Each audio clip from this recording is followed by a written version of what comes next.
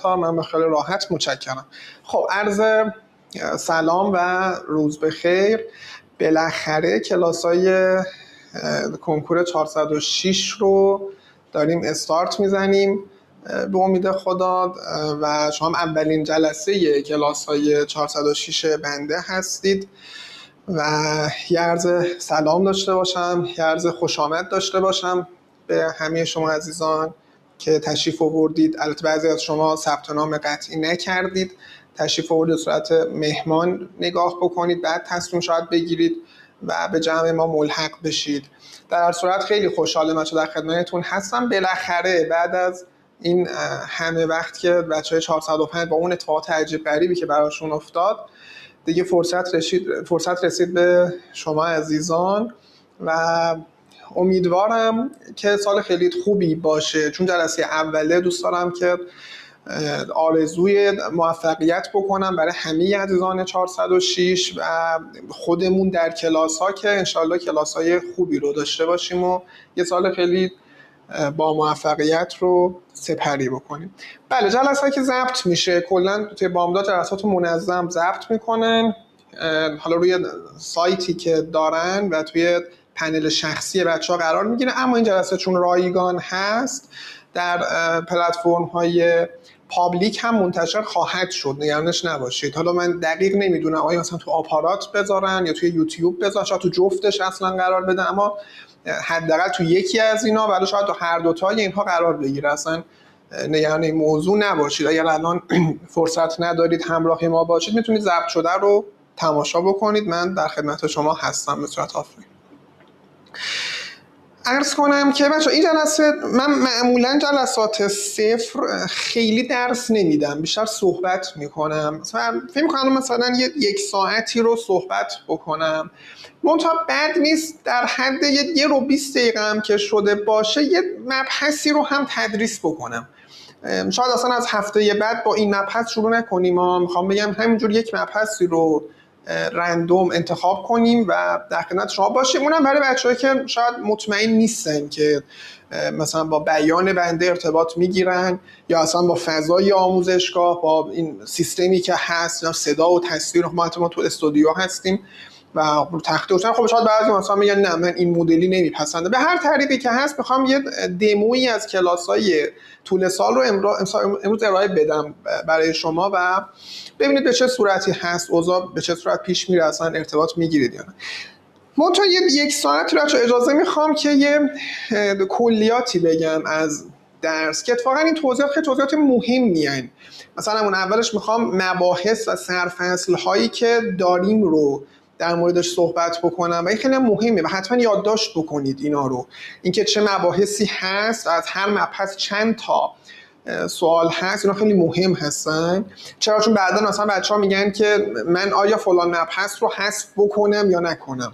خب همین اینجا رو صحبت میکنیم در موردش که چقدر مهمه، چند تا سهم داره در کنکور و با توجه به این شما میتونید تصمیم بگیرید که بعداً آیا حذفش بکنید یا نکنید. میخوام این مسئولیت خیلی مهمی هستن در کنی که درسمون به چه صورته و بعد یه توضیحات مختصر در مورد که روند کاری ما به چه شکلی است. مثلا ما قراره چطوری این یک سال رو در خدمت شما باشیم، به چه صورت پیش میریم، چه جوری درس میدیم، شما قراره چجوری تمرین کنید، قراره چند جلسه در هفته باشیم و توضیحات این شکلی دیگه. یعنی در مورد خود روند یک سال، البته کمتر از یک سال دیگه احتمالاً اگر اتفاقی نیفته کنکور سر جاش باشه تقریباً 10 ماه در خدمت شما هستیم. که از چالش‌های امسال دیر شروع شده و تایم میذاره کم زمانی ذره فشرده است، باید حواسمون به این چالش‌ها هم باشه. ممکنه اتفاقاتی در ادامه پیش بیاد که لازم هست ما آینده نگری بکنیم، درس‌ها رو جلو بندازیم. مثلا پارسال ممکنه مثلا یه مدت دسترسیامون قطع بشه. البته ما حتی پارسال تو اون شرایط ویژه هم کلاسامون برقرار بود. نهایتا شاید یک هفته تو دی ماه و یک هفته هم تو اسفند ماه ما کنسل کردیم و بعد جبرانی همونا رو گذاشتیم. الان میخوام بگم اتفاقات پارسال هم تکرار بشه، احتمالاً ما با ذخیره شما هستیم. من که کلاً چه می‌دونم زیر ساخت اینترنت مملکت کلاً بخواد بره رو هوا، مثال عرض میکنم که دیگه اصلا هیچ جوره نشه این یه مدت وقفه ایجاد بشه توی ارتباطی که ما با هم خواهیم داشت. اما در مورد اینها بس یه صحبتی باید داشته باشیم و اینا بگم امسال در واقع عقل حکم میکنه که ما یه ذره سرعت بگیریم بریم جلو، آینده نگر باشیم. اگر اتفاقاتی بخواد بیفته مثل پارسال نشه که بعد یکم فشرده بشه و اینها، ما کارمون رو حساب و کتاب باشه و خیالمون از هر اتفاقی ممکنه بیفته راحت باشه. پس من بحثم رو با اجازه از این شروع بکنم که کلا درک عمومی ریاضی و فیزیک شامل چه مباحثی هست و از هر مبحث چند تا سوال قراره. من الان با درک عمومی ریاضی شروع کنم، فعلا کاری با فیزیک نداشته باشیم، بعد برمیگردم یه مختصرم در مورد فیزیک صحبت میکنم. عرض کنم بچه‌ها مباحثی که توی درک عمومی ریاضی هست. اولا چند تا سوال میدونید این کلیات اینجوری رو، یا خیلی از بیس بعد شروع کنم؟ امیدوارم یه کلیات بدونید که اصلا چه درسایی هست، چند تا سوال دارید. مثلا شما اول دفترچه کنکور 50 تا سوال درک عمومی هنر دارید که باز خودش شامل مباحثی میشه، تاریخ هنر، مباحث نمایشی، موسیقی، خواص و الی آخر. بعد از اون 50 تا 30 تا سوال اختصاص پیدا میکنه به ریاضیات و فیزیک. 25 تا ریاضی، 5 تا فیزیک و بعد از اونم خب 20 تا سوال تصویری خواهید داشت. در مجموع میشه 100 تا تست، پس 50 تا درک عمومی، 30 تا ریاضی، 20 تا تصویری، در مجموع 100 تا تست. در چه مدت زمانی؟ زمان چقدر است؟ زمانیه که باید شما بذارید تا جلسه کنکور از 2 ساعت یا 5 دقیقه کمتر، یعنی 1 ساعت و 55 دقیقه زمان دارید که شما میخواید به این 100 تا تست پاسخ بدید. حالا بعداً مفصلا در مورد این صحبت میکنیم که چند دقیقه باید روی ریاضی، رو هر سوال ریاضی یا ترتیب سوالا رو چیکار کنیم، ببینیم که بعداً مفصل در طول سال صحبت خواهیم کرد. موضوع بحث امروز بنده قطعاً این موارد نیست. من میخوام یک کلیتی از بحث بگم و این ویدیو بمونه توی فضای مجازی، چون ما تغییراتی داشتیم توی این چند سال اخیر. باز همین کنکوری که هفته گذشته برگزار شد، کنکور 405، یه تغییراتی داشت که این آخرین آپدیت تغییرات من اینجا براتون لیست بکنم که حتی اگر بعضی از دوستان تصمیم ندارن با ما کلاس رو ادامه بدن، حداقل راهنمایی کارشون باشه و بتونن بر مبنای اون تصمیمات درست رو در مورد این درس بگیرن.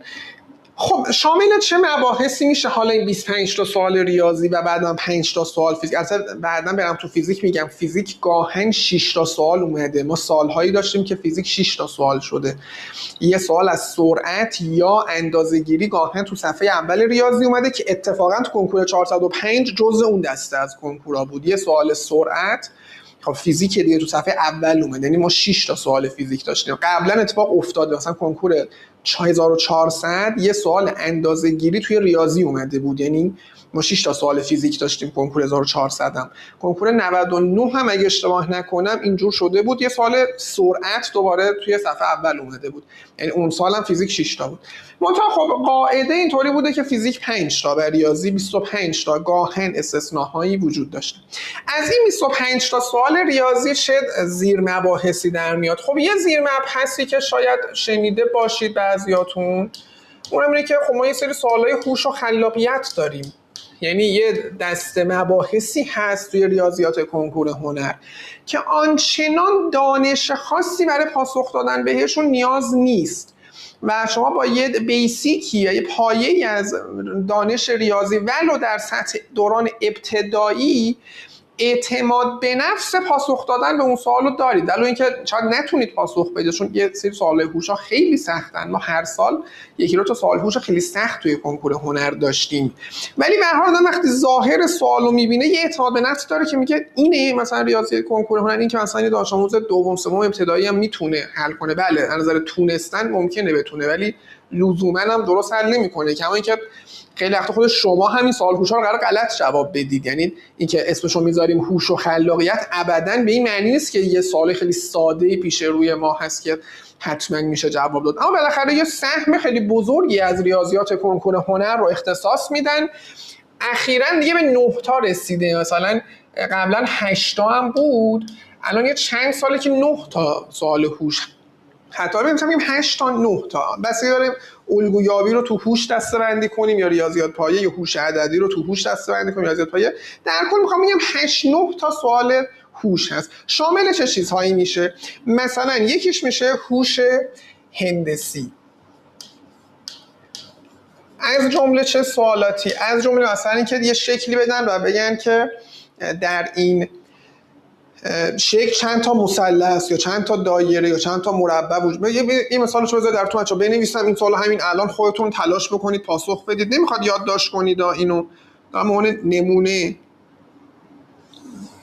یه سوال رو می‌نویسم که مثلا ببینید چطوری بوده. حالا انواع خیلی زیادی داشت، من فقط یک مورد رو به عنوان مثال عرض کنم خدمتتون. الان توی این شکل بچه‌ها شما بگید که چند تا مثلث می‌بینید. گزینه بهتون بدم 24 25 26 27 تا. یکم بشمرید ببینید واقعا چند تا مثلث میشمرید. خب این که الان چند تا مثلث تو این شکل هست، راست بکنید که سوال در سطح اول دوم سوم ابتداییه و این چه سوال مسخره‌ایه مثلا. ولی این سوال قبلا یک بار سوال کنکور هنر بوده، خیلی قبل‌تر، شاید حدود 10-12 سال پیش این سوال کنکور هنر بوده.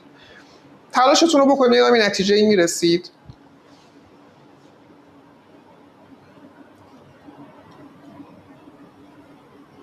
تا چند تاشو میتونید بشمرید.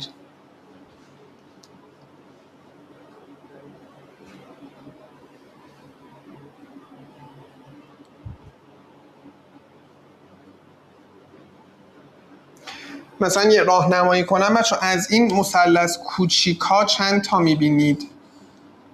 از کوچیکترین سایز مثلثایی که هست خواهی نکنید 1 2 3 4 5 6 7 8 9 10 11 12 13 14 15 16 تا از این کوچیکا میبینید دیگه. 16 تا از حالا یه ذره سایزش رو بزرگتر کنم ببینید از این چند تا میبینید.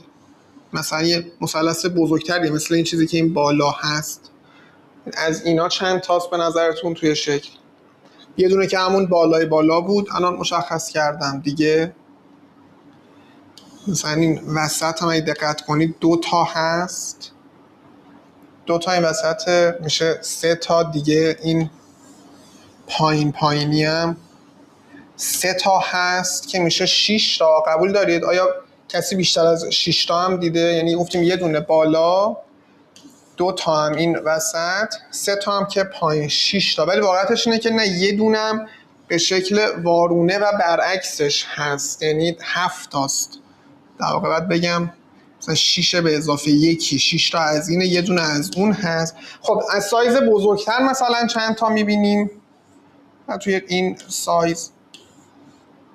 یعنی باید بتونم خوب دسته‌بندی کنم و منظم نگاه بکنم. تمرکز میخواد و دقت میخواد عملا. خیلی دانش آنچنانی نیاز نیست، هرچند یه جاهایش دانش هم نیازه که بهتون میگیم ولی بخش عمدهش با دانش حل نمیشه. اینجور سوالا با دقت، تمرکز و تمرین میتونید این سوالا رو پاسخ بدید. خب از اینا چند تاست؟ یه دونه اون بالای بالاست، یه دونه اینور، یه دونه این سمت که میشه 3 تا، یه دونه هم که کل شکل دیگه. بالاخره کل شکل هم یه مثلث خیلی بزرگه. خب جمع بزنید میشه 27 تا. شاید بگید خب چه سوال مسخره‌ای بود اینو که خیلی‌ها میزنن و اینا. بعد براتون جالب باشه احتمالاً اگر بدونید که خود طراح سوال 27 تا نشمرده. یعنی اصلا گزینه‌هایی که برای این سوال داده بودن این نبوده. ای کاش این گزینه‌ها رو داده بودن. گزینه‌ها بود 21 22 یا 20 21 22 23. این بود گزینه‌هاشون مثلا. یعنی خود طراح 23 تا مثلث توی اینا شمرده، 4 تا رو نشمردیم. کدوم 4 تا رو نشمرده؟ برای خودم خیلی جالبه کدوم 4 تا رو ندیده. مثلا ممکنه این 4 تا رو ندیده باشه یا ممکنه چه می‌دونم 4 تا از اینا رو ندیده باشه. بالاخره یه 4 تا رو ندیده و خودش مثلا 23 تا شمرده. من به عنوان مثال گفتم که هم دستتون بیاد پس به چه فرمی هست، مثلا یه نمونه ازش ببینید و همین که پس میتونه خیلی چالشی باشه. در عین سادگی خود طراح کنکور به اشتباه افتاده یک سال و اشتباه پاسخ داده. حالا بعدمتون میگم که تو اینجور مواقع باید چیکار کنی. خودش این نکته خیلی مهمیه که بعدا ما در موردش صحبت کنیم که اگر چنین اتفاقی افتاد باید چیکار کنیم. خب معمولا بچه‌ها ما 4 تا سوال داشتیم. کنکور 405 به طرز عجیبی 5 تا سوال اومد از این هوش هندسی ها، یعنی سابقه نداشت. من خیلی یادم نیست 5 تا هوش هندسی، 4 تا بود غالبا. امسال کنکور که برگزار شد 5 تا هم دادن. البته نوعاش خیلی متفاوته، یعنی سبک‌های خیلی بیشتری داره. من جلوتر باز خود فایل سوال کنکور رو میخوام بیارم، کنکوری که برگزار شد اون بهتون نشون میدم که به چه صورتی بوده. پس یه سرفصل شد این بحث هوش هندسی. دیگه چی؟ یه سرفصل دیگه این سوالای تقارن و دورانه. خب اینا به شکل سنتی توی کنکور هنر بودن، یه مقدار سبک عوض شده، تغییرات خیلی مختصری داشته، یه ذره تیپ سوالا عوض شده، دوران خیلی کم شده، یه مدل دیگه ای از سوالای دوران مد نظر است. مثلا اینطوری که یه شکل به شما میدن، میگن که شما باید بدونید که مثلا این شکل حساب کنید چند تا محور تقارن داره، یا مثلا مرکز تقارن داره یا نداره. مرکز ها یادتونه چی بود؟ تقارن چرخشی بهش میگفتید مثلا کلاس 5 و 6 ابتدایی. من اگر اون شکل رو 180 درجه بچرخونم آیا رو خودش میفته یا نمیفته مثلا، و وضعیت تقارنش به چه صورته. یا مثلا دوران، من یه شکلی بکشم، فرض مثلا یه چنین شکلی، و از شما بپرسم که این شکلی که الان من کشیدم و حداقل چند درجه بچرخونم که رو خودش بیفته. چون این شکلی جوری کشیدم که اگر بچرخونم رو خودش میفته دیگه، این پرهش میفته رو بعدی، این میفته، هر کدوم از این پره ها روی بعدیش میفته. خب این چند درجه باید بچرخه حداقل؟ چون ممکن خیلی خب 360 درجه بچرخونم، همه شکل‌ها 360 درجه میچرخن و خودشون میافتن دیگه. نه، کمتر. آیا زاویه کمتر و کوچکتر از 360 هم هست که این به چرخ رو خودش میفته؟ حالا تریک هایی هست، حقه هایی هست بهتون یاد میدیم که بله مثلا میشه من قراره که مثلا میگم این بیفته رو این، هر کدوم از اینا روی بعدیش بیفته دیگه. خب و چون 5 تاست کل اینم 360 درجه است، من 360 درجه رو تقسیم بر 5 کنم، هر یه دونه از اینا چون مثلا 72 درجه. من اگر این شکل رو 72 درجه بچرخونم روی خودش منطبق میشه. میخوام این بعضی از اینا واقعا نکته‌های تستیه و باید شاید خیلی دانش به اون صورت نباشه. هرچند درس میدیم، یک جلسه من تقارن دوران فقط درس میدم، تمام زیر و بم نکاتش رو شما خواهم گفت. خب این بین 1 تا 3 تا سوال ازش اومده، با تا کم پیش اومده 3 تا، مثلا اردیبهشت 404 3 تا سوال ازش اومد، غالبا بین 1 و 2 بوده، گاهن حالا 3 تا سوال هم ازش داشتیم از این بحث، ولی بیشتر 2 بوده. امسال هم شاید عجیب بود که یه دونه اومد، یعنی امسال اتفاقی که افتاد به جای اینکه اینا 4-2 باشن، 4 تا این بیاد 2 تا اون بیاد، 5-1 شد. 5 تا هوش هندسی اومد، یه دونه تقارن اومد. در حالی که سال قبلش، سال قبل گفتم مثلا اردیبهشت 404 3 تا ما تقارن داشت. یکی 2 تا بالا پایین شدن اینا خیلی اتفاق عادیه. شما دستتون میاد بعداً تو کنکور هنر خیلی قاعده مند نیست که حتما این تعداد از این مباحث، گاهن یه مقدار بالا پایین میشه. اما میخوام یه چارچوب خیلی کلی که کمتر، یعنی 90% تغییر نکنه، یعنی 90% کنکور شما هم همینه، حالا یه 10% ممکنه 2-3 تا از این عددا یکی بالا پایین بشه. اینو حداقل داشته باشه، چارچوب کلی داشته باشه. دیگه چی بچه‌ها؟ مثلا الگویابی داریم، سوالات پس الگویابی که مثلا بعد یه الگویی رو پیدا بکنید توی شکل‌ها و ببینید که عرض کنم به چه صورت اون الگو داره تکرار میشه، یه الگو تکرار شونده‌ای هست، اون الگو رو کشف کنید. خب معمولا یه دونه سوال هم الگویابی ما داریم. مثلا من یکی از سوالای کنکور 404 رو بخوام خدمتتون عرض بکنم، سوالی که اردیبهشت 414، خب خیلی الگویابی راحت و ساده‌ای بود. اون کنکور سختی بوده 404، ولی الگویابیش خیلی مسخره بود. گفته بودم با توجه به این الگو شکل اولش اینجوری بود، شکل دومش اینجوری بود، شکل سومش هم اینجوری بود. گفته بودن که شما به این فکر کنید که شکل 15 و 16 چند تا دایره اختلاف دارن. اینو جواب بدید که در شکل 15 و 16 چند تا گوی اختلاف داره. البته خیلی الگویابی‌ها متنوعن، یعنی انواع دامنه‌شون خیلی گسترده تر از این حرفاست. مفصلا فقط یک جلسه الگویابی قراره کار بکنیم. اما یه نمونه، چون الگوی ساده‌ای داره، ممکنه الان خب چند وقتی که ریاضی کار نکردید بگید چه سوال سختیه، ولی من حل کنم میرید نه واقعا خیلی پاسخ مسخره‌ای داره. تازه البته بعد برای همینم یه روش تستی بهتون یاد میدم که همین رو تو چند ثانیه جواب میدید سوالش رو. ولی فعلا میخوام الگوشو کشف کنم مثلا به سبک یه دانش آموز سال 6م. که سوال الگویابی حل می‌کنیم می‌خوایم چیکار میشه کرد. شما ببینید تو شکل اولتون چند در چنده، مثلا چند تا ستون چند تاییه. شکل دومتون چند تا ستون چند تاییه. شکل سومتون چند تا ستون چند تاییه. یعنی اینجوری اگر نگاه کنید خیلی کارتون راحت میشه. به این دقت بکنید شکل اول چند تا ستون چند تایی از دایره هست و دقت کنید یه دونه دو تاییه دیگه، یعنی 1/2. شکل دوم چطور؟ اینا کنید 2/3 دو تا ستون سه تایی میشه 2/3. شکل سوم چطور؟ اینا کنید 3 تا ستون 4 تایی میشه 3/4. بنظر 3/4 دایره است. پس شکل 15 هم میشه چی با همین الگو؟ چون شکل اول شد 1/2، دومی شد 2/3، سومی شد 3/4. پس 15 همی میشه چی؟ میشه 15/16.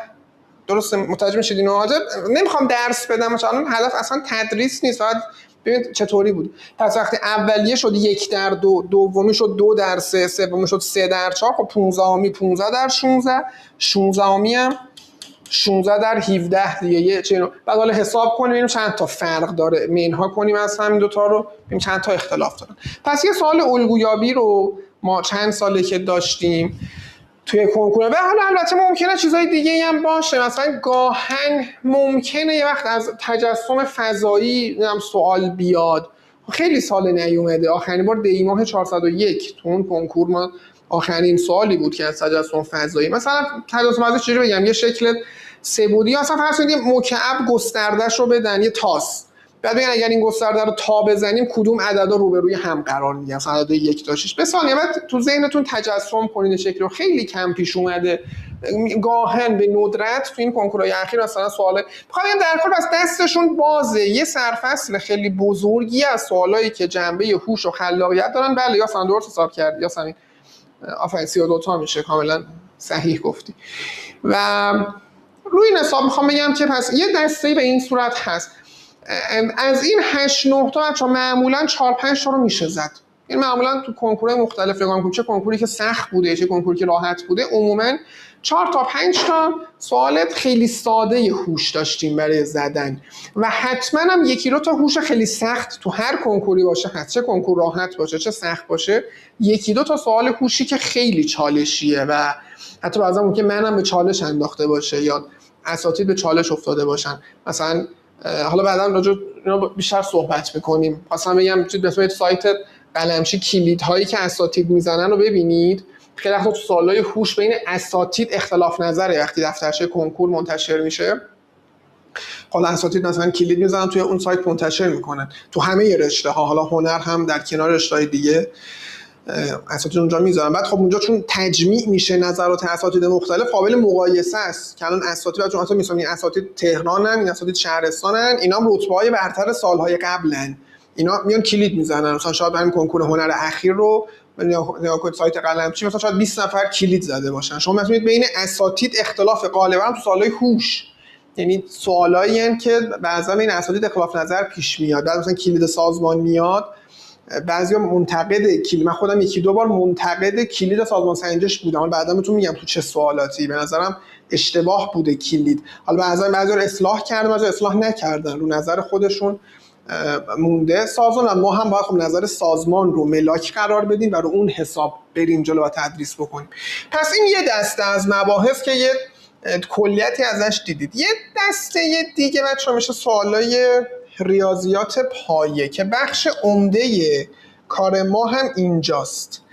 یعنی اکثر جلساتی که ما قراره برگزار بکنیم میرسه به این قسمت، یه سرفصل خیلی بزرگ ریاضیات پایه. حالا بعضی اصلا به اشتباهش میگن محاسبات عددی، خیلی کلمه درستی نیست. محاسبات عددی، محاسبات یه بخشی از ریاضیات پایه است.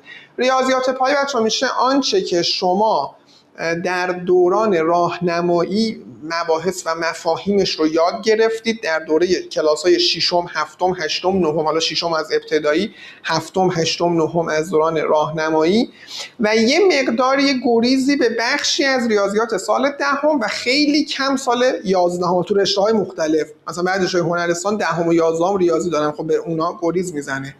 یا حتی ریاضی سال دهم یا هندسه سال دهم بچهای ریاضی یا هندسه 11 بچهای ریاضی یه گریز خیلی کمی به دهم و 11 هم پس میزنه، ولی بخش عمدهش توی ششم، هفتم، هشتم، نهمه. شما مفاهیم اونجا یاد گرفتید، رو همون مفاهیم سوال طرح میشه. البته سوالا در سطح سال ششم، هفتم، هشتم، نهم نیست. وقت فکر نکنید الان باز نگید قزوینیان گفت ریاضی کنکور هنر در سطح ریاضیات ششم، هفتم، هشتم، نهمه. نه اینطور نیست. عرضم چی بود؟ جمله درست چیه؟ اینه که ریاضیات پایه توی کنکور هنر سوار شده روی مفاهیمی که شما اولین بار در اون سالها به صورت خیلی مفصل خوندید. همش هم نه، همه اون ریاضیات ششم، هفتم، هشتم، نهم هم یه بخشایش که گلچین شده و سلکت شده برای شما من ارائه بدم. شامل چه چیزایی میشه بخوام بازش بکنم؟ اولا چند تا سوال ازش میاد بچه‌ها. ریاضیات پایه یه زمانی از 8 تا شروع شد، 8 تا سوال میومد، بعد 9 تا شد، 10 تا شد. توی کنکور اگر اشتباه نکنم 403 به 11 تا رسید، امیدوارم اشتباه نکنم. 404 که تو اردیبهشت حتی به 12 تا رسید اصلا، یعنی 11 تا تو صفحه اول اومد. یه سوال هم شماش بدون شمردن توی هوش میشه مثلا 12 تا، یعنی سهم ریاضیات پایه خیلی بزرگ شد توی ریاضی کنکور هنر. با یه روندی رفت بالا، 8 تا، 9 تا، 10 تا، 11 تا، 12 تا. هفته پیش کنکور 8 تا شد. البته اگر الگوی رو جمله حساب کنم مثلا میشه گفت 9 تا. میخوام بگم خیلی کم شد یهو.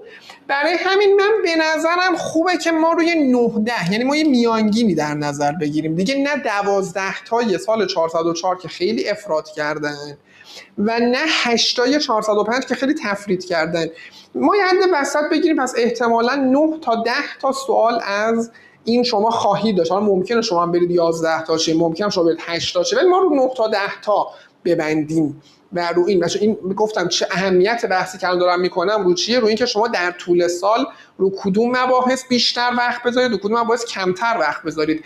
این عددها داره اینو نشون میده، داره وزن اینا رو نشون میده که خب هر کدوم از اینا پس چقدر از وقت شما رو صلاح هست که به خودش اختصاص بده. یعنی شما روی مبحثی که خیلی سوال نمیاد یه وقت بیش از حد وقت نذارید، روی مبحثی که خیلی مهمه رو اصلا حذفش نکنید ترجیحاً. روی این حساب ما میتونیم 9-10 در نظر بگیریم. اما زیر مباحثی که هست باز شامل چی هست؟ ببینید یه بخش نوظهوری داره کنکور هنر، یه بخشی که شاید تو کنکورهای 98 99 1400 مثلا یک یا نهایتاً 2 تا سوال ازش میومد، ولی پررنگتر شد. مثلا توی 402 به 3 تا رسید، تو 403 4 تا شد، تو 404 5 تا شد. یعنی قشنگ با یه روندی این هی مهمتر و مهمتر شد. این چیزی که الان میخوام بگم.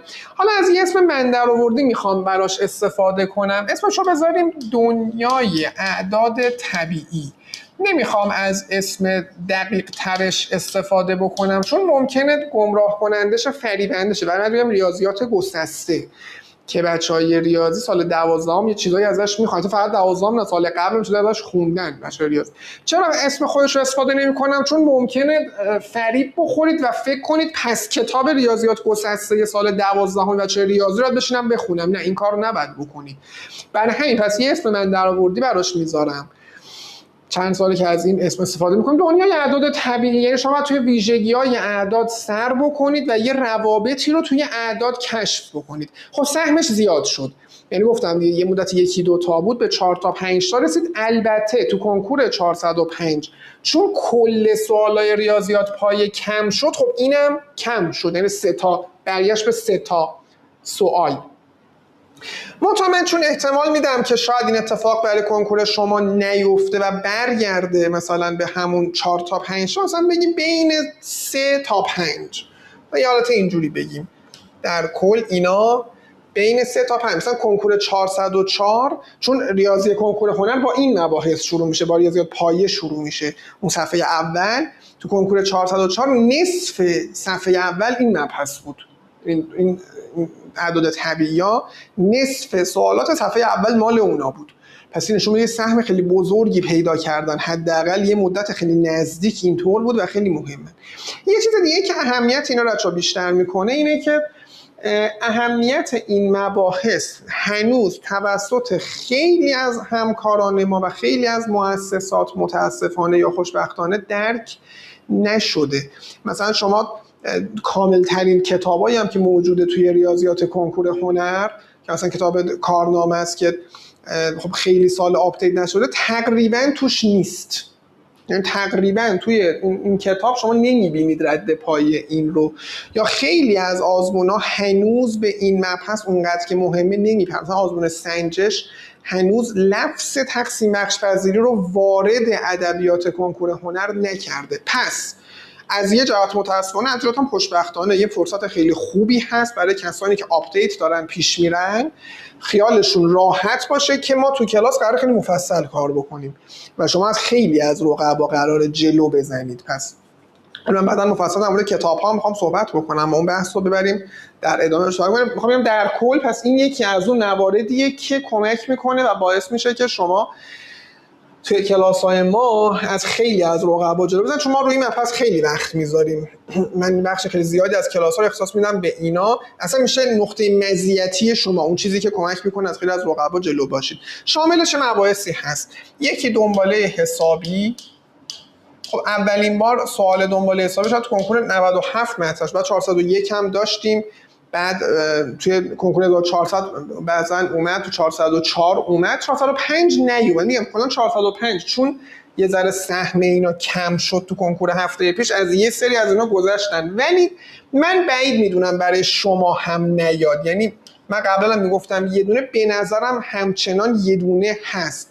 دنباله حسابی دنباله‌ای از اعدادی که منظم رشد میکنن.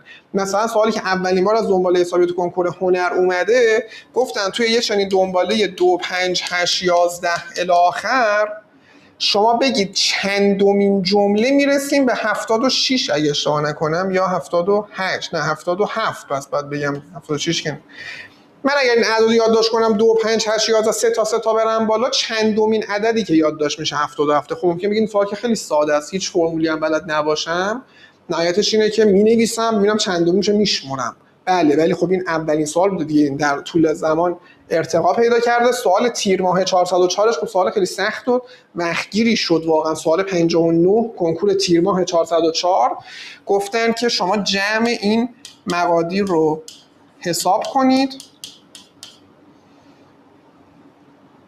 حالا اگر درست خاطرم باشه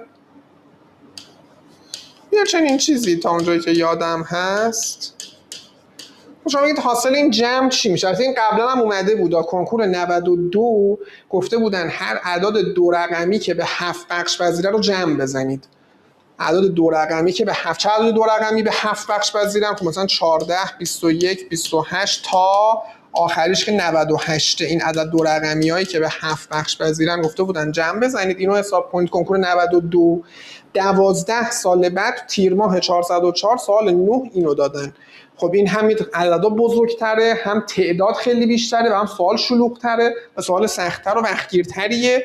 ولی خب دنبالشون حسابی، یعنی منظم رشد میکنه. مثلا 14 تا اگه نگاه کنید همشون بزرگ میشن، پس یه دنباله حسابی. میگم 405 پس ما سوال نداشتیم، ولی اصلا دلیل نمیشه که برای شما هم نیاد. من همچنان پیش بینی اینه که برای شما شانس این که یه دونه بیاد خیلی بیشتر از اینه که مثل 405 شه و نیاد. دیگه چی؟ تقسیم هوش عددی رو داریم. ما از هوش عددی تقریبا همیشه یک سوال کنکور هنر داشتیم بجز 405. باز میگم 405 چون کلا سهم اینا کم شد، یه ذره از اینا زدن. البته از یه جهاتی بهتر، چون سوال هوش عددی سوال به شدت وقتگیر، خیلی با مفاهیم خیلی ساده ای، یعنی با دانش کلاس دوم سوم ابتدایی سوالات قابل حله، ولی حل نمیشه اون سوال. یعنی طراح کنکور هنر قابلیت اینو داره که از ریاضیات دوم سوم ابتدایی یه سوال خیلی سخت طراحی کنه که دقت و تمرکز خیلی بالایی بخواد و سوال خیلی سختی از آب در بیاد. خیلی وقتا این سوالو بچه‌ها حل نمی‌کنن. سوالش معمولا تله بوده تو کنکور هنر، خیلی وقتگیر بود. حالا امسال که اصلا نیومد. من یه جلسه هوش عددی درس میدم، ولی بتونم میگم اون موقع باید بره آخر آزمون. هوش عددی‌ها حتما بره آخر آزمون. اگر وقت اضافه آوردید بیاید روش وقت بذارید. یه هوش عددی، یه رادیکال، این دوتا این ویژگی رو داره. بچه صدای من اوکیه؟ یه فیدبک میدید؟ من الان مشکل صدا تصویر چیزی نیست دیگه، درسته؟ همه چیز اوکی، متشکرم. خب بحث من دیگه چون خیلی مهمه، تقسیم و بخش‌پذیری. یه بحث بسیار مهم. تقسیم بخش‌پذیری از اون نباید. متشکرم بچه‌ها، مرسی از فیدبکی که دادید. من یه لحظه شک کردم، گفتم نکنه به هم ریخت صدا. عرض کنم که از اون مباحثیه که خب سال به سال بیشتر شد و خیلی مهم شد، در حدی که تو کنکور 404 به 4 تا سوال یا 5 تا سوال حتی رسید، یه دونه میومد کلاً، ولی انقدر زیاد شد به 4 تا 5 تا رسید. توی کنکور امسال باز 2 تا دادن. من باز احتمال میدم که این به خاطر حالا 405 بود، یعنی روند تغییر نکرده، اینا خیلی مهم شدن. من همچنان پیش بینی 3 تا دارم، یعنی پیش بینی من برای شما اینه که 3 تا سوال از تقسیم بخش‌پذیری، حالا ممکنه 2 تا هم میتونیم بگیم بین 2 تا 4، حتی اینجوری هم میتونیم بگیم. مثلا خیلی وقتا سوال تقسیم بخش‌پذیری با دنباله حسابی ترکیب میشن، مثلا یه سوال که هر دوتا با هم جمع شده تو اون سال. مثلا ببین چه جور سوالی میگن، یه خیابونی هست، از اول خیابون شما در نظر بگیرید یه طرف 10 متر به 10 متر تیر برق گذاشتیم، این طرف 6 متر به 6 متر درخت کاشتیم. شما بگید چند بار تو طول خیابون تیر برق و درخت دقیقاً کنار هم قرار میگیرن. یه سوال خیلی خوشگل تا الان مطرح نشده تو کنکور هنر، ولی حتما مطرح میشه. یعنی 406 این سوال نیاد، 407 میاد، 407 نیاد، 408 میاد. یعنی حتما سوالی که تو این 2-3 سال توی کنکور هنر، حالا بهتون میگم من چه جوری پیش بینی میکنم که چه سوالی میاد چه سوالی نمیاد، به این صحبت میکنیم. مثلا یه اینجوری دیگه، اینجا اصلا هر 10 متر به 10 متر تیر برق کاشتیم، اینجا هر 6 متر به 6 متر مثلا ما درخت کاشتیم. چند بار مثلا پیش میاد که اینا کنار هم قرار بگیرن، مثلا یه خیابون 300 متر است. خب این سوال ترکیبی از دنباله حسابی، چون اینجا 6 تا 6 تا بزرگ میشن، اینجا 10 تا 10 تا دنباله حسابی هن و ترکیبش با کمیمی. این از کجا شروع میشه اصلا تکرار اینها؟ کجا از مبدأش از کجاست؟ اولین تکرار خب توی کمیمیم 10 و 6 که میشه 30، یعنی اولین بار توی سیمتریه، توی اینجاست. این واقعا هم شکلی که من کشیدم، ما اینکه خیلی دقیق نکشیدم، ولی واقعا تو سیمتری برای اولین بار این دو تا کنار هم. خب این بس میخوام بگم خیلی وقتا ترکیبی هم هست. شما تقسیم بخش‌پذیری رو بچه‌ها سال هفتم و هشتم داشتید، همون مفاهیم اصلی همونه، ولی خیلی باید توسعه بدیم. نمیگم مثلا باید لزوما اضافه کنیم یا سخت، باید توسعه بدیم، باید بسط بدیم، مثالای خیلی متنوع‌تری توی این مبحث میگنجن و دست طراح توی این مبحث خیلی بازه. یعنی پیش بینی کردن سوال تقسیم و بخش‌پذیری واقعا کار دشواریه، اینقدر که طراح دستش بازه. البته من سوال 3 اگه اشتباه نکنم سوال 3 کنکور 405 رو پیش بینی کردم، تقسیم بخش‌پذیری بود. گفته بود که یه عددیه A که 50 بهش تقسیم میشه 4 تا باقی مونده میاره، 70 بهش تقسیم میشه یه دونه، 120 بهش تقسیم میشه 5 تا باقی مونده میاره. آخرین آزمون میدیای جامعه که برگزار شد یه هفته قبل کنکور، سوال 7 یا 8ش من سوال داده بودم خیلی نزدیک به گفته بودم یه عددی بگید که اگه به اون عدد به 7 بخش پذیر شه مثلا 3 تا باقی مونده بیاره، به 8 تقسیم بشه یه دونه باقی مونده بیاره مثلا. بعد خودم فراموش کرده بودم مثلا این سوالو. بچه‌ها تو این چند روز اومدن گفتن که داشتن تشکر می‌کردن که اون سوالی که تو آزمون آخری میدیا گذاشتی تو سوال کنکور اومد، ما اونو بلد نبودیم، تحلیل کردیم، سوال کنکور رو زدیم. خب این در کل کار سختیه پیش بینی کردن سوالات تقسیم بخش پذیری، ولی باز شدنیه. بعدا میتون راجع به این اصلا بحث پیش بینی صحبت میکنم، چون اصلا یکی از مهمترین مزیت هایی که شما کلاس ثبت نام میکنید اینه که سوال ها پیش بینی بشن. البته نه به معنی که ما غیبگو باشیم مثلا بتونیم با غیبگویی سوال بگیم، نه، ما روند چند سال رو نگاه میکنیم، از روند میفهمیم پس قراره که این سوال ها بیاد، داره کنکور هنر به سمت این سوال ها میره و رو حساب همین پیش بینی سر کلاس درس میدیم. من هر سال با توجه کنکور که برگزار میشه طرح درسم آپدیت کردم، امسال هم آپدیت کردم. طرح درس امسال هنوز نهایی هم نشده، داره آپدیت میشه برای اینکه بتونه باز این تغییرات رو پوشش بده، پیش بینیه باز کار بکنه برای سال بعد. چون من راجع به میخوام صحبتی بکنم 17 تا یا 18 تا از سوالایی که تو کنکور اومد رو بتونم میخوام نشون بدم که ما در طول سال کجا گذاشته بودم که بچه‌ها کجا میتونن دیده باشن این سوالو. خب حالا عرض کنم پس تقسیم بخش پذیری، حالا یه مباحث دیگه هم هست مثل مثلا چه میدونم آمار. حالا چون خیلی جای دیگه این نیست من تو همین اعداد طبیعی میذارم، ولی اینا آمار مثلا فقط یه بار 403 سوال اومد و بس، کلا همون یه بار اومده ازش. یا مثلا شمارش بدون شمردن، بحث جایگشت و اصل ضرب و اینا، یا مثلا چه میدونم مجموعه ها، اینا شاید اصلا خیلی هم نخوره به اینا، ولی چون گاهن ازشون یه دونه سوال میخوان عددی نمی‌نویسم زیرش، اینا قابل حذف کردن نمیشه، اینا رو حذفشون کرد. گاهن ازشون یه سوال اومده، مثلا 403 یه سوال آمار اومد، 1400 یه سوال مجموعه ها اومد، شما بدون شمرده میدونم مثلا 404 مثلا یه دونه اومد، مثلا 402 از هیچ کدومش نیومد، مثلا 401 از هیچ کدومش نیومد. یعنی اینجوری نیست که بگیم حتما میاد، نه سلیقه حالا اون تیمی که اون سالش اصلا سوال سلکت کردن میتونه بیاد میتونه نیاد.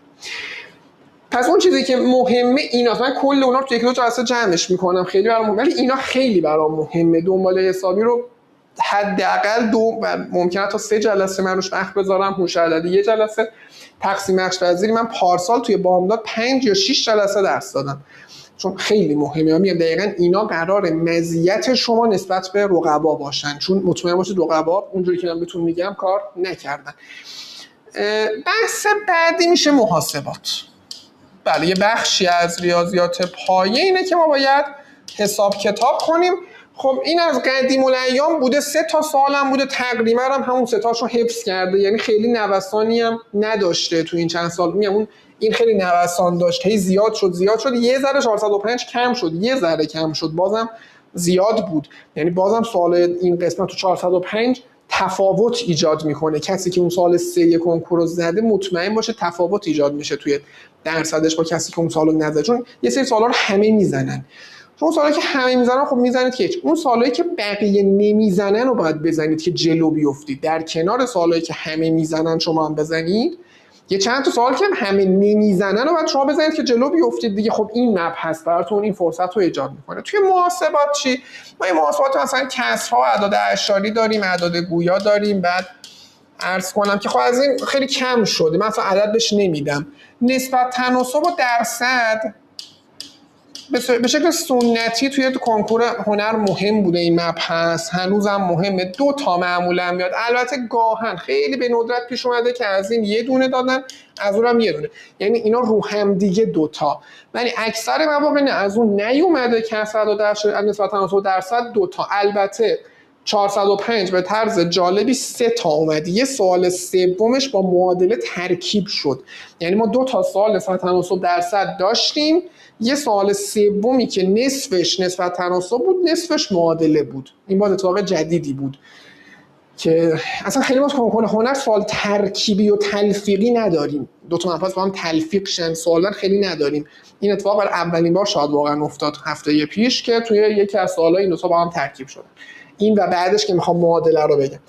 نسبت تناسب درصد بچه شما خب سال 6م اصلا یه فصل آخرای کتاب، فصل 7 یا 8 یه فصل داشتید، ولی بچهای هنرستان یه سری از اشتراک ریاضی دارن سال 10 توی پودمان اول و دومشون، پودمان اول نسبت تناسب، پودمان دوم درصد داشتن.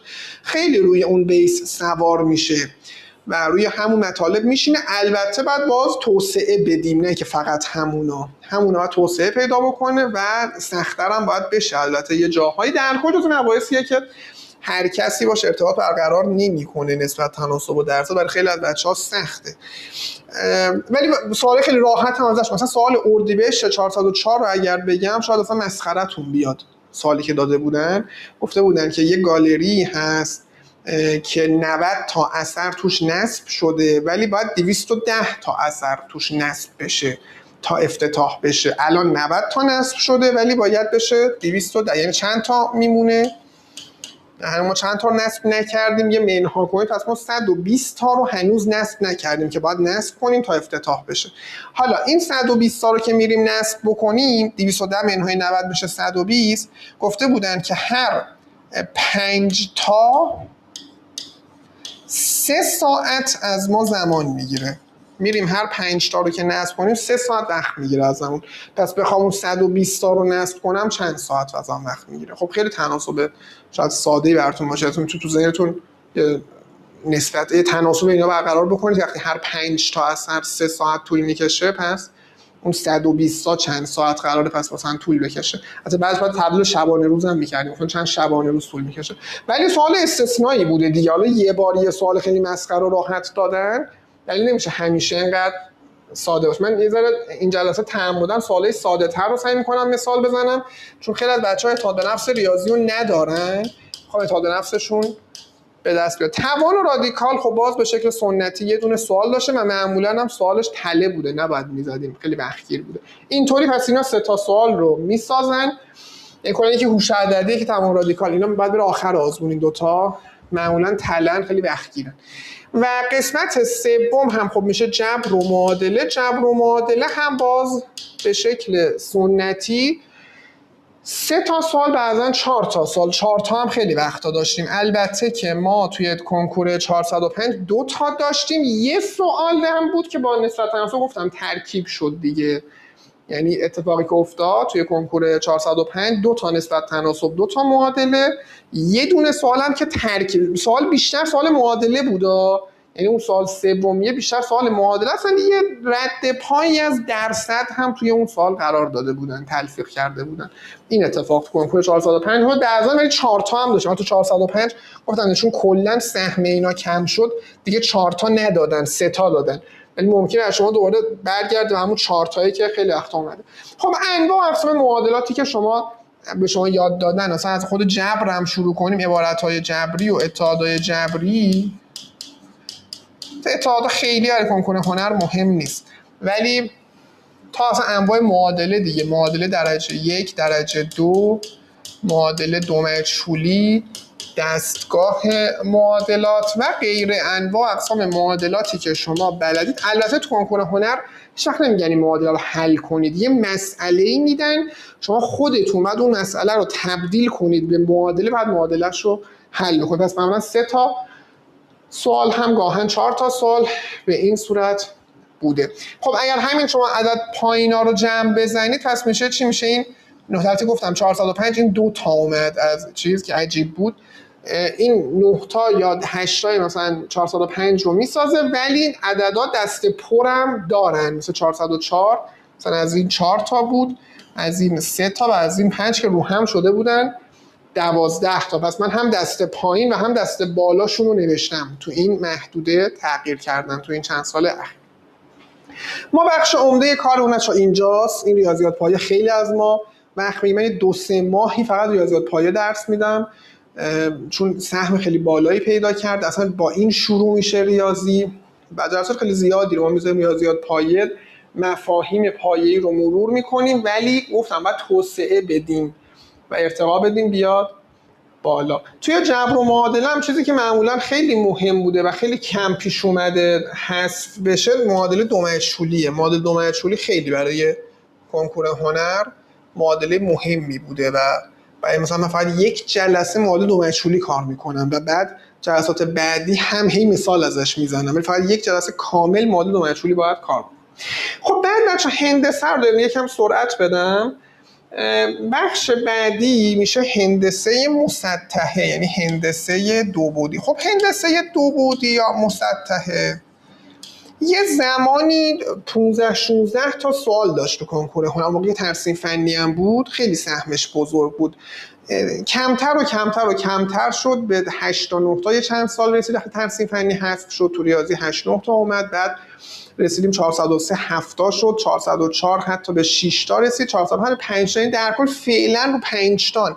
ممکنه یه وقت برگرده به 6 تا، ولی احتمالاً برای شما هم همین 5 تاست. 5 تا خیلی کم شد، مثل فیزیک شد اصلا، یعنی هندسه تقریبا مثل فیزیک، اونم 5 تاست گاهن 6 تا. هندسه هم پس 5 تا، حالا ممکنه بعضا 6 تا ازش بخواد بیاد.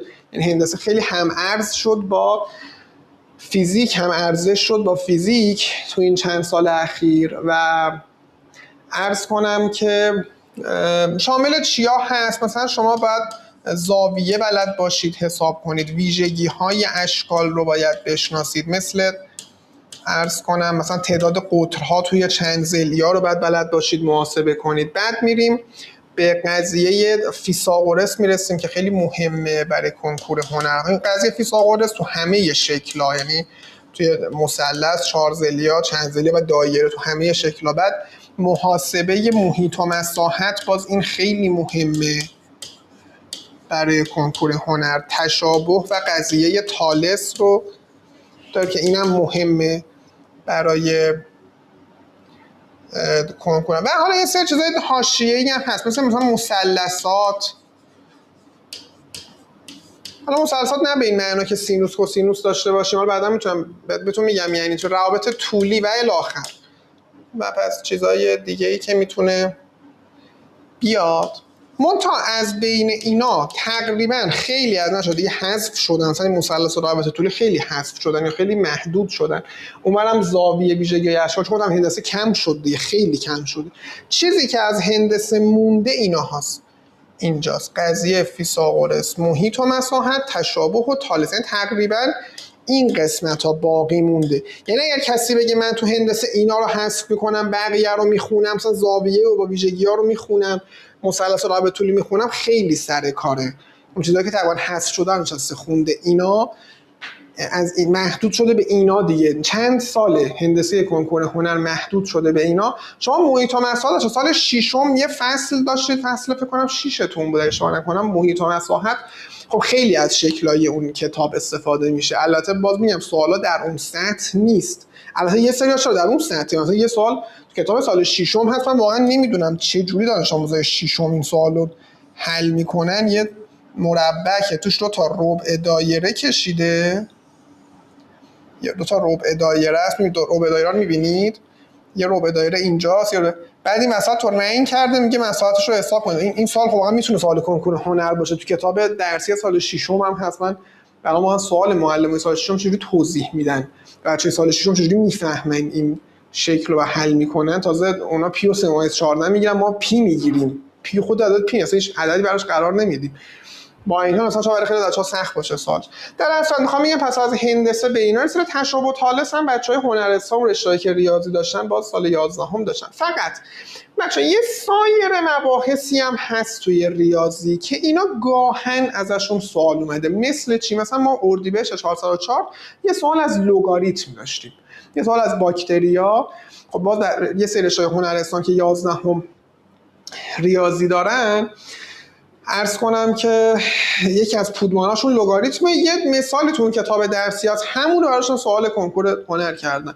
خب اتفاق یه بار افتاده و خیلی هم بعید تکرار شه. مثلا امسال یه سوال از معادل خط دادن، مثلا شما یادتونه توی دستگاه مختصات مثلا خط y مساوی 3x رو میادید رسم میکردید، مثلا این x y گفتید این چند تا نقطه میاد رسم می‌کردید. خب آیا معادل خط قبلا اومده بود؟ بله، کنکور 97 اومده بود، دیگه نیومده بود تا 405. یعنی میخوام بگم گاهن یکی دو تا سوال خارج از این روندی که گفتم مطرح شده در کنکور هنر و نباید برای شما عجیب باشه. هست در حد یکی دو تا سه تا سوال همیشه بوده. حالا هر سال یه مبحثی بوده که مثلا قرار نیست مثلا شاید دوباره بیاد، حتی تو فهرستی که منتشر کردن شاید اسمش نباشه مثلا، ولی بعضا مورد سوال قرار گرفته. و مثلا از این آکولات بیرون می‌نویسم، مثلا احجام هندسی، از احجام هر از گاهی یه سوالاتی اومده. هندسه تحلیلی که الان گفتم، معادله خط، حتی مثلا چه میگم لگاریتم و هم سوال باکتریایی که اومده و الی آخر. یعنی یه چیزایی هم هست ما نباید وقت خیلی زیادی رو اینا بذاریم. مثلا احجام من تو کل کلاس پارسا فقط فرمول کلی رو گفته بودم، مثلا یک دو تا مثال ازش حل کرده بود در همین حد، چون خب چند سال اصلا سوال خیلی راحتی اومد از احجام، خیلی سوالش آبکی و راحت بود سوالی که اومد، ولی بالاخره خیلی بچه‌ها کار نکرده بودن، منم تو کلاس بهش ضریب نداده بودم. برای شما ممکنه دیگه احجام نیاد، یه چیز دیگه ای بیاد. یعنی از یه مبحث دیگه، مثلا تو فیزیک ما 404 تو همون کنکور سوال مغناطیس داشتیم، هیچ وقت قبل و بعدش ما دیگه سوال مغناطیس نداشتیم. این سوالی که اون سال از مغناطیس مثلا دادن، دلیلم نمیشه سالهای بعد باز بخواد بیاد. این هست، یعنی ما واقعا نمیتونیم هر 30 تا سوال کنکور هنر رو کامل پوشش بدیم. معمولا یه 3 تا سوال از اون چارچوب اصلی که ما میبندیم و روش وقت میذاریم، 3 تا سوال معمولا بیرون میمونه. بچه‌ها قوی‌تر میتونن مطالعاتی داشته باشن، من بهتون رفرنس میدم، میگم اصلا اگه دوست دارید، یکی میگم میخوام 100 بزنم، خب اینا رو واسش بخون اگه میخوای 100 بزن مثلا، ولی نیازی نیست واقعا. میدونید اصلا معمولا با میانگین دو رقمی ها توی این درس چند درصد بوده؟ بچه‌های دو رقمی تقریبا چند درصد زدن؟ چند درصد بچه‌های دو رقمی تقریبا مثلا 40-45 درصد. مثلا کنکور 404 که سخت بود حتی مثلا 35 درصد هم بود میانگین بچه‌های دو رقمی. اصلا امسال به نظرم باز میاد رو همون 40-45 درصد وای میسته میانگینش. حالا باید ببینیم چی میشه، نتایج بیاد ببینیم چه شکلی میشه. عرض کنم که ولی پس نیازی هم نیست برای دو رقمی شدن ریاضی مثلا 100 زد.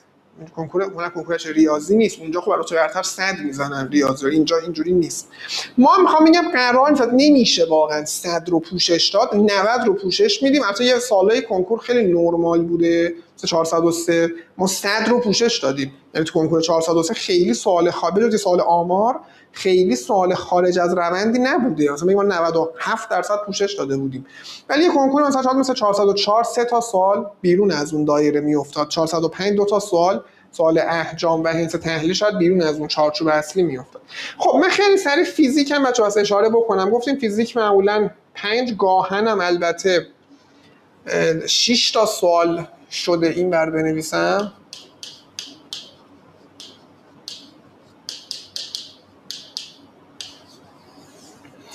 چه زیر مباحثی داشته؟ یه زیر مبحث که خیلی مهم بوده بحث نور، آینه ها و عدسیات.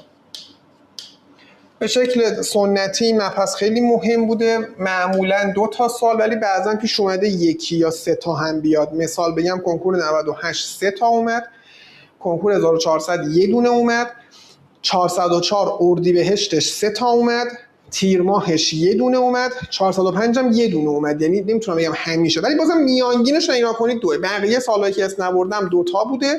این چند سالی که اسم بردم یه سریاشون 1 دونه، یه سریاشون 3 تا بوده. بازم این میانگین 2. یعنی ما رو 2 تا میبندیم ولی خب ممکنه، ولی بچه معمولا یه دونه سوال خیلی راحت داشته. شما مبحث نور آینه عدسیار سال 8م کتاب علوم تجربی 2 فصل آخر خوندی، تقریبا هموناست، خیلی چیز بیشتری اضافه نمیشه به اونا و معمولا یه دونه سوال خیلی راحت ازش هست. یعنی سوالی که مثلا سوالی که تو کنکور امسال خب سوال خیلی راحتی بود چون قبلا داده بودن 401. این سوال 401 تکرار شد تو کنکور هفته پیش، راحت تر هم شد چون عدسی واگرا رو کشیدن. خود شما بگید اونایی که نزدیک بینن عینکشون عدسی واگرا، اونایی که دور بینن کدومشون. باز این متن کتاب درسیتون هم بوده در واقع. خب این سوال 401 اومد فقط شکلشو نکشیده بودن، حالا دفعه شکلم کشیدن، یعنی تقلبم رسونده بودن تو کنکور هفته پیش. سوالی که اومد خیلی سوال ساده و آبکی بود از بحث نور آینه عدسی، ولی خب یه دونه اومد. عرض کنم دیگه چی، مثلا بحث چگالی اندازه‌گیری داشتیم، یه بحثی از عنوان چگالی و اندازه‌گیری، فشار، دما و گرما. معمولا اینا با هم، حتی دما و گرما بعد از 7 سال ازش سوال میاد. مثلا اینا رو من میخوام یه دسته در نظر بگیرم، جدیداً داره از اینا یه دونه میاد. یعنی چند ساله، خیلی زیاد نیست که اینا بیاد، چند سال ازش یه دونه رو میدن از مجموعه اینا. پس چگالی، اندازه‌گیری، فشار، دما و گرما. بعضی وقتا 2 تا، مثلا تو کنکور 405 2 تا اومد. برای خود من خیلی عجیب بود چون دما و گرما آخرین بار کنکور 98 اومده بود، بعد از 7 سال تکرار شد این سوال دما و گرما. حتی این سوال خیلی روتین و راحت شد. من خودم تو خیلی از کلاس درس نداده بودم، چون گفته بودم میگه سال‌هاست نیومده. اگر پارسال که سال خاصی بود اصلا وقتمون در واقع به خاطر شرایطی که پیش اومد مجبور شدیم که گزینش بکنیم، مباحث مهمتر رو کار کنیم که همون بچه یادشون باشه. من یه سری جا گفتم، سه جا نگفتم دما و گرما رو و عرض کنم که این جزء اونا بوده. بعد بخوام بگم دیگه چی داریم دیگه، بحث مکانیک شامل چیا میشه؟ مکانیک باز اینا رو بخوایم یه صرف کنیم، نیرو و حرکت، مثلا سرعت و شتاب، قوانین نیوتن، نیروها، کار و انرژی، توان، ماشین ها. از اینا معمولاً 2 تا اومده بچه. هرچند کنکور مثلا 404 به طرز عجیبی از اینا نیومد، استثنایی بود. ببین هر مبحث رو دقت کنید من براش یه سال استثنا دارم. هر مبحث از اول کلاس اسم بردم یه سال عجیب بوده، یا کمتر یا بیشتر از چیزی که فکر می‌کردیم اومده، ولی باز امسال برگشت 2 تا دادن. یه دونه سوال امسال که 3 تا دادن. امسال چون فیزیک 6 تا بود 3 تا دادن. یه سرعت دادن، یه دونه از نیروی کشش نخ دادن، اینم قرقره دادن. امسال جبران پارسال رو کرد، ولی بازش میبینید میانگین همون 2 میشه، یعنی یه سال ندادن سال بعد جبران کردن انگار. مثلا میانگین رو 2 نگه داشتن تقریبا این مبحث رو. بعد دیگه الکتریسیته هم هست. خب الکتریسیته یه زمانی پای ثابت کنکور هنر بود، چرا چند وقت دیگه نیومده، یعنی چند سالی هست. آخرین بار کنکور 402 بوده دیگه، 403 404 405 ما نداشتیم، یعنی جای اینا عوض شده انگار، یعنی از این بیشتر میومد تا اونا. الان یه 2-3 سال برعکس شده، از اونا بیشتر از این میاد. این در نظر داشته باشید توی خوندنتون. و عرض کنم که بچه اینا هم شما سال نهم کتاب علوم تجربی داشتید، فشار رو سال نهم داشتید، چگالی و سال هفتم اگه اشتباه نکنم کتاب علوم تجربیتون داشتید. البته رشته هنرستان اونایی که پارسال فیزیک داشتید باز دما و گرما فشار اینا رو پارسال هم داشتید، نیرو حرکت و پارسال خیلیاتون داشتید. تقریبا هموناست، واقعا چیز خیلی اضافه تری قرار نیست باشه. به حال یه سایر مباحثی هم هست، مثل موج، مثلا تیر ماه 404 عجیب بود، یه سوال موج اومد در که تو فهرست سازمان سنجش نیست اون سوال موج. مغناطیس مثلا میگم اردیبهشت 404 اومد دیگه، هم قبل و بعدش نیومده بود، از عجایبی بوده دیگه، یعنی اینجوریه بگیم حتما میاد. احتمالاً ایناست، ولی باز ممکنه با یه سوال ما سورپرایز بشیم. توی فیزیک کنکور های معمولاً بوده با یه سوال سورپرایز شدیم معمولاً. خب عرض کنم که میشه پس مباحث و وزنی که دارن. حالا من خیلی سریع، خیلی طولانی شد گفتم تا 1 ساعت، ولی فکر می‌کردم 50 دقیقه تموم شه. 10 دقیقه هم راجع به روندمون صحبت کردیم، الان یکم بیشتر شد. ما اصلا قراره سر کلاس بچا چیکار بکنیم؟ چه کاری قراره سر کلاس و شما تو خونه باید چه کارایی بکنید؟ خب ما توی کلاس بچا من به شما یه درسنامه‌ای رو تدریس می‌کنم که از این کامل‌تر نیست. یه درسنامه از 0 تا 100، یعنی از 0 شروع میکنم، هر مبحثی رو که باز کنم از پایه میرم ولی تا تهش رو میگم. یعنی هر چیزی که حتی یک بار شاید تو کنکور هنر مطرح شده و باز ممکنه بیاد رو شما میگم. یه درسنامه کامل ممکنه من گفتم 2-3 تا سوال بمونه بیرون که اون بچه قوی‌تر رفرنس بدم، یا مثلا خودتون دوستاش برید بخونید. ما دیگه همه بچه‌ها لازمه، یا یه جلسه بذاریم ببینیم شرط امسال چجوری میشه، یا یه جلسه بذاریم بگیم نه همون قوی‌ها بیاید تو یه جلسه همونا رو بهتون بگم. براش پارسال می‌خواستم این کارو کنم نشد، شرایط اجازه نداد. یه درسنامه کامل رو با هم درس میدیم و اینکه مثال بچا فراوون مثال حل می‌کنیم. من از سوالای کنکورای سالای اخیر براتون سر کلاس مثال حل می‌کنم، چون خب شما باید مثال ببینید تا دستتون میاد. حافظه خوبی هم دارم، مثلا یادم هست چه سالی اومده و حتی سوال شماره چند بوده هم بعضا یادم هست. عدداشو عوض میکنم، مطرح میکنم. این میشه کاری که ما تو کلاس انجام میدیم. البته بچه‌ها این که ما چند جلسه چند ساعته بشیم امسال هنوز در حال برنامه‌ریزی هستیم. ما تا پارسال 2 تا جلسه 1 ساعت و نیمه بودیم توی بامداد. امسال یه طرحی رو داریم بررسی میکنیم. ممکنه یک جلسه 2 ساعت و نیمه داشته باشیم، جلسه طولانی‌تر که واسش من استراحت البته بدم و خب بامداد منظم ضبط میکنه توی سایت قرار میده، و یه کار جذاب‌تری رو در کنارش انجام بدم براتون. یعنی بازم 2 جلسه هست، اون جلسه دوم به صورت آفلاین یه محتوای خیلی مفید داره، چون هنوز قطعی نشده اجازه میخوام که فعلا نگم، یه وقت قولی نداده باشم بابتش. منتها اگر بشه خیلی بهتر میشه، یعنی شما عملا مباحث همونو گفته میشه ها.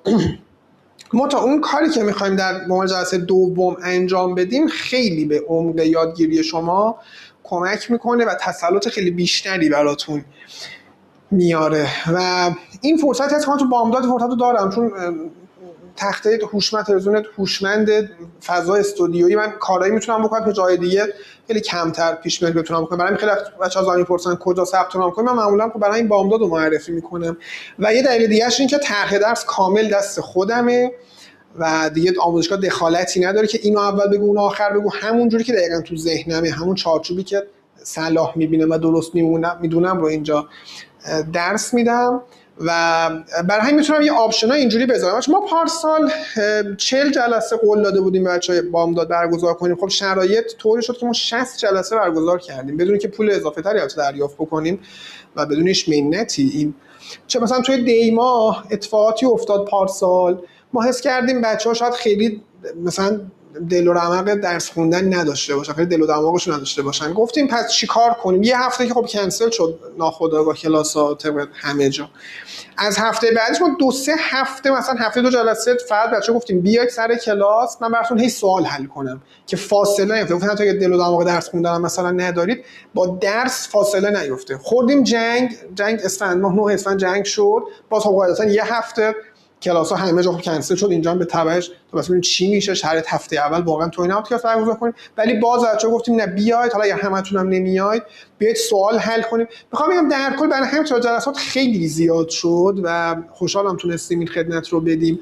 منتها پارسال شرایط عادی بودن، اون ویژگی رو داشتن. میخوام بگم چیزی که تو ذهنم هست ما همون 40 جلسه رو داشته باشیم، ولی شاید تا جلسات یه ذره کمتر شه، زمانش بره بالاتر، اما در کنار اون کاری که همیشه انجام میشده توی بامداد یک خدمت ویژه رو امیدوارم واقعا بشه، برنامه‌ریزیاش داریم انجام میدیم، ان شاءالله که میشه و من هر وقت نهایی شد رونمایی میکنم خدمتتون، عرض میکنم که وقت بدقول نشیم. اگر نشدم همون کاری که همیشه میکردیم، همون هفته 2 جلسه احتمالاً تا 1 ساعت و نیمه درس میدیم، هر از گاهی کلاس‌های رفع اشکال و حل تمرین و اینا خواهیم داشت. اما شما تو خونه بچه‌ها باید چی کار بکنید؟ شما کاری که باید در منزل انجام بدید خب چند تا بحثه. یکی از کارهایی که شما باید تو منزل انجام بدید خب تمرینه. قاعدتا اول تمرین چی کار کنیم بچه‌ها؟ ببینید من 2 تا جزوه دارم که در اختیارتون میذاریم. من فایل پی دی افش رو بهتون میدم، خودتون هر جا دوست داشتید مثلا برید تکثیر بکنید. بعد مثلا میگم ما چاپخونه میشناسیم، خیلی ارزون تر در خوبه چاپخونه میتونیم اینجا چاپ کنیم، مثلا با یه قیمت خیلی بیشتری براتون ارسال بکنیم، مثلا چه یه سودی هم بکنیم، ولی اصلا دنبال این چیزا نیستیم ما واقعا. البته شاید این آپشن رو براتون بذارن و پارسال گذاشتن، تکثیر کردن، اونایی که می‌خواستن براشون ارسال شد با همون قیمتی هم که چاپخونه در اومد، یعنی هیچ مبلغی رو اضافه هم نکردم، چون هرچند پول خوبی در میاد از این بحث دنبالش نیستیم واقعا. توی این شرایط سخت داریم همینو کمک‌هایی باشه که شما بتونید بهتر تو شرایط درس خوندن قرار بگیرید. 2 تا جزوه داریم که البته انسایت هم فراتر از جزوه است، چون یه چیزایی بهش اضافه شده، عملاً درسنامه‌هایی بهش اضافه شده که اصلا بدون کتابچه شده. ولی حالا هر اسمی که براش بذاریم، پس ما 2 تا کتابچه یا جزوه‌ای که داریم، یه شماره 1 و شماره 2 داریم. یکیش بگیم جزوه کنکور هست، یعنی سوالات 1 و 2 بگیم. 1 و 2 اولیه چیه؟ اولیه سوالات کنکور دسته‌بندی شده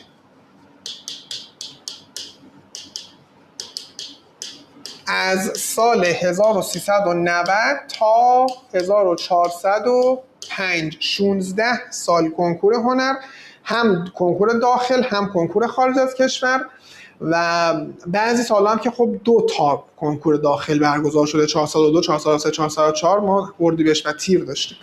همشون هست دسته‌بندی شده، خیلی جزوه مهمیه. یعنی این جزوه دقیقاً آن چیزی هست که شما بهش نیاز دارید برای ریاضیات و فیزیک کنکور هنری. شما قشنگ با داشتن این جزوه میدونید از چی مهم هست چی مهم نیست، چی مهمتره چی کمتر مهمه. اصلا عین کنکوره، فقط روایت من از کنکوره، یعنی من ریاضی و فیزیک کنکور هنر رو اینطور روایت میکنم و اینطور دسته‌بندی میکنم.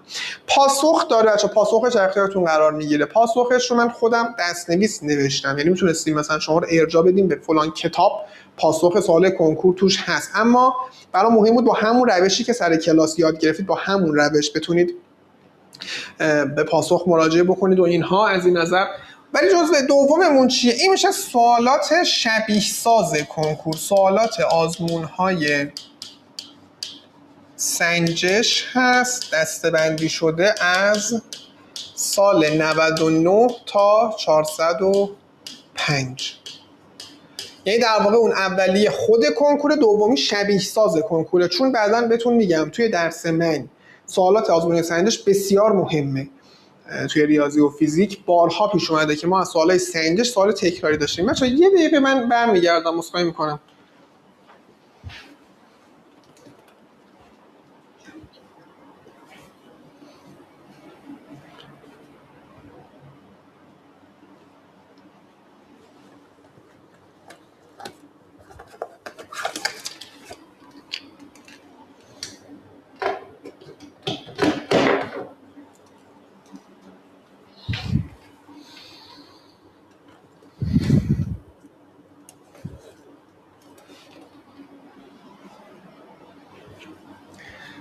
خب عذرخواهی می‌کنم داشتم عرض می‌کردم پس میشه یکیش خود کنکور و یکی شبیه ساز کنکور.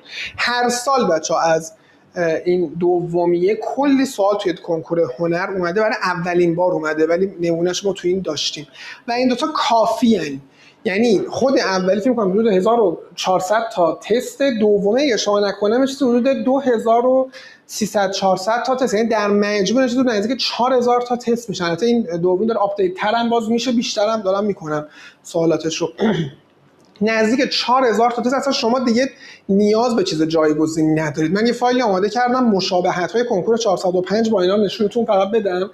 شما چقدر این سوالا از سوالی که اولین بار تو این کنکور 405 مطرح شد چقدر اینا بوده، چقدر شبیه، یعنی الکی نمیخوام بگم شبیه بوده، چقدر عیناً حتی شبیه و چقدر راحت‌ترن. این سوالای سخت‌تر این تو بوده و شما میگید که واقعاً اینا کفایت. حالا به کتاب توضیح میدم، بله چشم.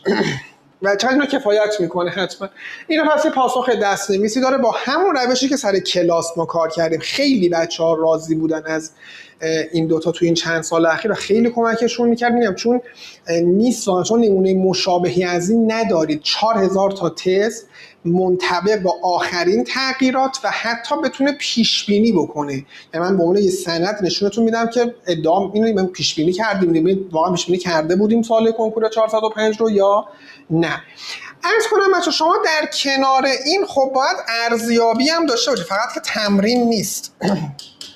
بالاخره خونه که فقط نباید تمرین کنید، شما باید ارزیابی هم بکنید. خب ارزیابی آزمونه دیگه، شما یه آزمونی رو احتمالاً انتخاب میکنید. حالا هر آزمونی که هست، بعضی دوستان یا آزمون فلانجا اونجا دیگه سلیقه‌ای بعضی مشاورشون میگه اینجا ثبت نام کن، بعضی دوستان اونجا ثبت نام کنن. هر کس معمولاً یه آزمون رو ثبت نام میکنه. اما توصیه من بچه‌ها به شما اینه که چه با من همراه بودید در طول سال چه نبودید، بقیه آزمونا رو هم رصد و تحلیل بکنید. چرا؟ چون آزمونا آپدیتن. بماند که آزمونی مثل سنجش که مثلا اینجا راجبش صحبت کردم، آزمون سنجش خب تو هر آزمون که برگزار میکنه از 30 تا سوال، اولا که از 30 تا سوال 14 15 تا سوالش تو در و دیواره، هیچ، یعنی 14 15 تا سوالش هیچ ربطی به کنکور هنر نداره متاسفانه.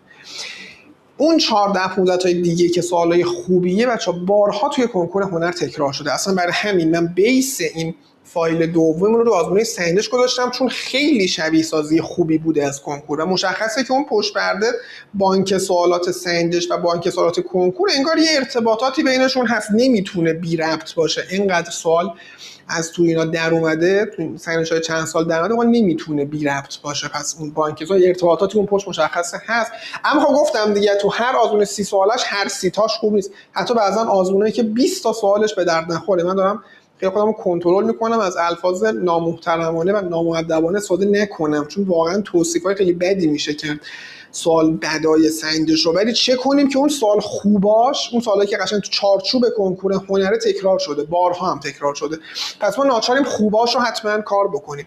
خب آزمونای دیگه اصلا آزمون میدیات، خب من خودم امسال پارسال که 4 5 تا امسال 5 6 تا طراح سوالم، یعنی سوالا رو خودم دارم میدم. مثلا میدیا که الان با تو فایل نشونتون میدم چقدر ما سوال خوب تونستیم پیش بینی کنیم ازش. خب اینا بچه‌ها کار، شما یکی رو شرکت میکنید توی یه آزمون، بقیه رو توی خونه تحلیل میکنید و کار میکنید دیگه. مثلا چی از خب آزمون قلمچی، باز من خودم طراحات تو قلمچی تیم داریم توی طراحی، ولی خب مدیریت تیم با خود بنده است و از دست خودم رد میشه. من نمیدونم چون این آزمونایی که میگم ممکنه درسای دیگه بگید خیلی در به داغون سوالاش، مثلا من هیچ تخصصی راجع به درسای دیگه ندارم، من فقط ریاضی رو میگم. ریاضیای اینا خیلی خوبن، حتما کار بشه دیگه. اصلا چه آزمونای مختلفی هست. من خودم چند سال طراح آزمونای مکعب و تیرو هستم، از امسال آزمون کاما قرار شده من در خدمت. یعنی میخوام بگم در کل آزمون که زیاده. حالا شما ممکنه بگید من مثلا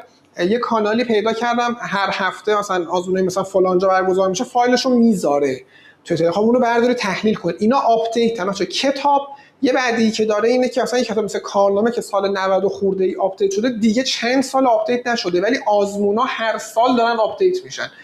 یعنی اون تیمی که میشینه سوال طراحی میکنه، من نوعی که میشینم سوال طراحی میکنم برای آزمونا، قشنگ این چند سال اخیر رو تو ذهنم دارم و رو اون مبنا دارم سوال طرح میکنم. پس برای شماست، برای سال شماست. آزمونهای دیگه هم ممکنه من اسم نبرده باشم و شما مثلا مثلا من نشنیده باشم، شما دستتون برسه. من فقط آزمون یک جا رو هیچ وقت توصیه نکردم، ریاضیشو توصیه هم نمی کنم. خیلی وقتا تحلیل کردن سوالاتش حتی وقت تلف کردن بوده، اما در صورت خب چون محبوبیتی پیدا کرده تو این چند سال، اگر دوست داشتید تحلیل بکنید. من شخصا توصیه نمی کنم. حالا نمیدونم اینجوری گفتم اسم ببرم یا ممکنه ناراحتی پیش بیاد برای دوستان که اینطور گفتم، ولی واقعیت رو گفتم. بودجه بندی خیلی عجیبی داره، خیلی بودجه ریاضیش عجیبه، یعنی از همون آزمون اولش ریاضیات پایه و هندسه رو با هم میبره جلو. خب بذارید بچه ها پایه‌شون قوی بشه، بعد میریم و هندسه عجله‌ای نداریم. و من اصلا اونجوری درس نمیدم، نمیدونم چند تا همکار در کل کشور اصلا میتونن اونجوری درس بدن، اصلا در میاد. یعنی از بچهای خودشون بپرسن اصلا در میاد اینطوری، یعنی شما میفهمید، براتون قابل فهم هست. برای همین ابدا توصیه که نمی‌کنم، کاری هم باش ندارم. خیلی هم محافظه کارن، معمولا نمیذارن پی دی اف سوالاشون بیرون بیاد و برای من هیچ اظهار نظری راجع به سوالات و اینها سوالاشون نخواهم داشت. ولی اینکه خیلی هم شاید محبوب شده باشن، دیدم رتبه‌های خب چون مثلا آموزشگاهشون رتبه یه رقمی داده تو این چند سال، خیلی از بچه‌ها جذب میشن، ولی ابدا ریاضیشو من توصیه نمی‌کنم. من ندیدم حتی یک سوال ریاضی کنکور 405 توی آزموناش مثلا باشه، مثلا آقا یک سوال من می‌خوام بهشون بدم، مثلا ما چند تا سوال آزمون 405 رو تو میدیا پیش بینی کردیم، چند تا مثلا توی قلمچه پیش بینی کردیم. من دیشب یه فایل برای بچه‌ها مثلا مکعب و تیرو فرستادم که چقدر سوالی که در طول سال گفتیم تو کنکور اومده.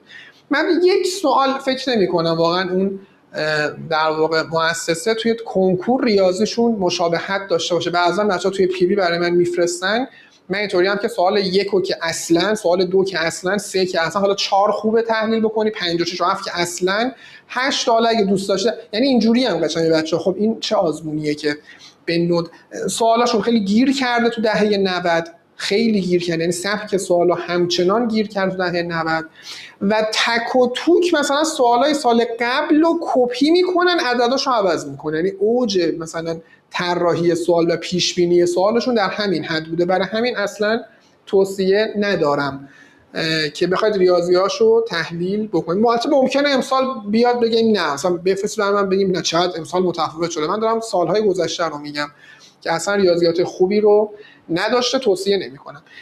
الان بهتون نشون میدم که چقدر کافی، یعنی همین مجموعه‌ای که از این 4000 تا تستی که اینجا هست و همین سوالاتی که آزمونه که اینجا اسم بردم و شما اگر تحلیل کنید چقدر کافی. حالا جزء نکته تست هم ما بعداً باز داریم، تو بعضی خب نکته تست ثبت نام نمی‌کنن، تو اون باز چقدر. من 2 تا سوال تو نکته تست بچه‌ها گفتم تو کنکور اومده، ببین با چه مشابهت نشونتون میدم فایلش رو، چه مشابهت بالایی.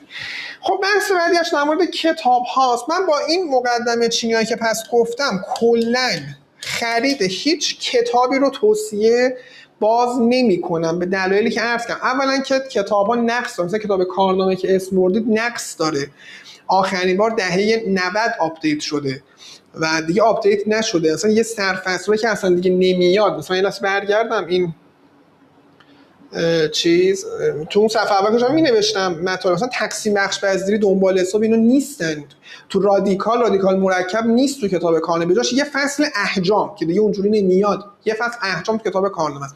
یا مثلا مبحث فیزیک نور یه بخش عمدهش اون فرمول اف و پی و کیو که سال‌هاست از کنکور 96 به بعد دیگه نیومده، ولی خب همچنان بخش عمده اون کتاب اون فرمول اف و پی و کیو مثلا. میخوام میگم روی این حساب پس من کلا که با اینکه خیلی از کتابایی که الان توی بازار هست و خودم نوشتم، کتاب مثلا چارت مهرما بسته کنکوریومش رو خودم نوشتم، حتی رو سوالاتش که سوال کنکور هست پاسخ ویدیویی ما ضبط کردیم. ولی خب ما این همینجا شما دارید دیگه، شما اگر دانش آموز من بشید به این به اصل و به خود من دسترسی مستقیم دارید. اون کتاب بشه درتون میخوره، کتاب زرد قلمچی، کتاب نوروز قلمچی من خودم نوشتم، باز توصیه نمی‌کنم، نیازی نیست واقعا بخواید کتاب بخونید. اینا هر چقدر هم برای زمان خودشون بهترین بودن، برای زمان خودشون بودن، چون انتشارات معمولا نمیان هر سال بخوان کتاب آپدیت بکنن. اما درسنامه‌مون بچا هر سال آپدیت شده. میگم الان درسنامه امسال من با پارسال فرق داره.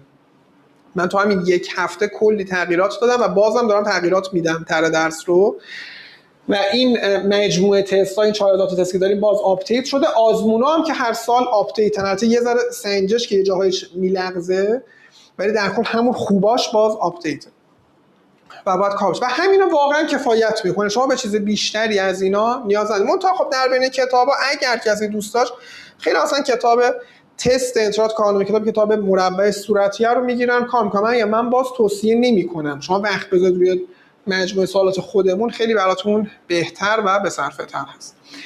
عرض کنم که اینم پس از این. حالا شما میخواید اگه سوال دارید بپرسید، ببینیم اگر چیزی هست من نگفتم از کلیات، بعد بریم سراغ یه مبحثی هم تدریس کنیم خیلی مختصر، شما با نحوه تدریس ما هم آشنا بشید.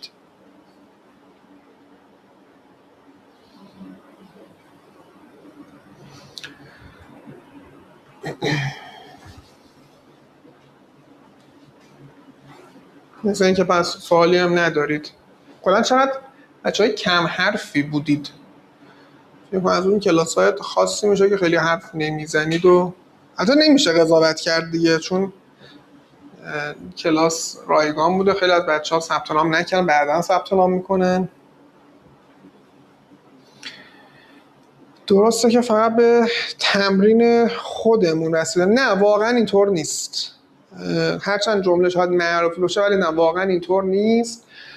شما باید یک دور مباحث آپدیت رو بهتون ارائه بشه، چون میگم نیست نمونه، یا حداقل اگر مثلا کلاس نمیاید مثلا حداقل که این مجموعه سوالاتون که الان میخونید بذار نشون. ما میتونیم اون فایلی که تو تلگرام فرستادم رو داشته باشیم، بی زحمت من نشون بچه‌ها بدم خیلی سریع. هدف اینه که این مجموعه سوالات رو مثلا داشته باشید و کار کنید، یعنی بعد به شما ارائه بشه. حالا تصویر رو ما الان قطع کردیم، صدام قطع شده. خب بچه‌ها ما یه تصویر رو قطع کردیم اینجا، درست بکنیم. فایل رو براتون دارم حرف میزنم، صدای من رو دارید شما. عرض کنم آره بس به این خیلی بستگی داره و بچه‌ها به روش خیلی بستگی داره، یعنی شما با چه روشی میخواید سوال حل کنید. الان مرسی که این سوالو پرسیدید. من یه چیزی میخواستم بچه‌ها بگم. من یه ویدیویی اخیراً توی کانالم گذاشتم، ببینید حتما ویدیو رو. من توی اون ویدیو سوالات کنکور 405 رو همون شب که اومد تحلیل کردم و حل کردم. خب چون کل ویدیو فکر کنم 40 دقیقه است، شما رو 2x بذارید ببینید مثلا میشه 20 دقیقه، بذارید روی 2xش و عرض کنم که حالا یه جای اول و آخر ویدیو توضیحاتی دادم. خطابم به بچه‌های 405 بوده، اصلا مخاطب ویدیو بچه‌های 406 نیستید، ولی حتما چون بویدیو رو ببینید اگر سر کلاس‌های ما شرکت کنید قراره چه جوری سوال حل کنید. یعنی من به چه روونی دارم سوال حل می‌کنم. شما به اون حد از مهارت میرسید. ما تو بچه‌های 405 تا الان من بالای 10-15 تا فیدبک دارم که بچه‌های هنرستانی بالای 50% بالای 60% زدن. حواستون باشه هنوز خیلی‌ها تصحیح نکردن، با کلید سازمان سنجش چک نکردن، چون استرس میگیریم. نتایج بیاد حتما بیشتر میشه. تا الان فقط 10-15 تا دانش آموز هنرستانی که چک کردن، یعنی اینا خیلیشون مثلا اول گفتم ما ریاضیمون خیلی ضعیف بوده مثلا و اصلا فکر نمی‌کردیم میتونیم مثلا. یکی اصلا ناراحت بود میگفت خراب کردم، گفتم اگه چند تا زدی؟ گفت 20 تا زدم. گفتم خب مشکل چیه؟ گفت آخه میتونستم هر 30 تا رو بزنم. یعنی در این حد دیگه مثلا بچه‌ها بعضا به اعتماد نفسی میرسن که هر 30 تا میتونم. چرا؟ خب چطور میشه این کارو کرد؟ چون روش‌هایی بهتون ارائه شده، چون که این روش‌ها اکثرش خودم ابداع کردم. یه چیزی که مثلا بگید یه کلاس دیگه کتاب دیگه مثلا میتونه اینا رو بهتون پوشش بده و این خیلی مهمه. این فضای کنکور به سمتی رفته که شما اگر روش‌های مناسب و تستی براش بلد نباشید نمیتونید از پسش بر بیاد. بله.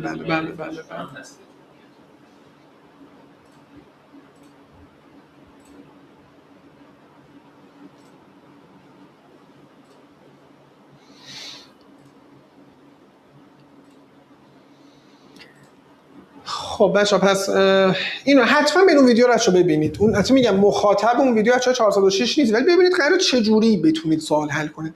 یا مثلا ویدیوهای تحلیل آزمون ها رو گذاشتم، ببینید قراره چطوری تست بزنید و این خیلی مهمه. یعنی اگه شما میگید خب من سوالا رو میبینم میتونم بزنم، باشه میتونی. آیا میتونی تو 40 دقیقه بزنی؟ این فقط بحث تونستن که نیست، شما باید بتونید با روش‌های سریع تست بزنید و این اتفاقی است که شما در این کلاس‌ها یاد میگیرید. حالا پرسیدن توی خونه چه چیزایی روزانه تمرین کنید، من براتون چه سوال میفرستم، یا براتون آزمون میفرستم، تو خونه آزمون میگیرید، یا براتون سوال تکمیلی‌تر میفرستم، یا شما کمبود سوال نخواهید داشت. اصلا میگم خود مجموع سوالاتمون 4000 تا تست دیگه. من مثلا سوال کنکور رو یه لحظه نشونتون بدم با مشابهتایی با جزواتون، اصلا خیالتون یکم راحت بشه و اینکه میگم کافی میدونم واقعا کافی است یا نه. سوال 1 کنکور چون یه میشه حدود 17 18 تا از چی شد، من اشاره بردم اون طرف، یه حدود 17 18 تا از سوالای کنکور امسال مشابهت خیلی نزدیک داره با جزئیات که داشتی و آزمونایی که من گرفتم. اینم خیلی مهمه. ببینید شما کلاس ثبت نام میکنید که توی این کلاس 1 قدم یا 2 قدم از رقبا جلو بیفتید، پس باید هر کلاسی که میدید رو بپرسید آیا واقعا کلاس شما میتونه منو جلو بندازه یا نه، اون خدماتی که ارائه میده این قابلیت رو داره که من از رقبا یه سر و گردن 2 سر و گردن جلو بیفتم یا نه.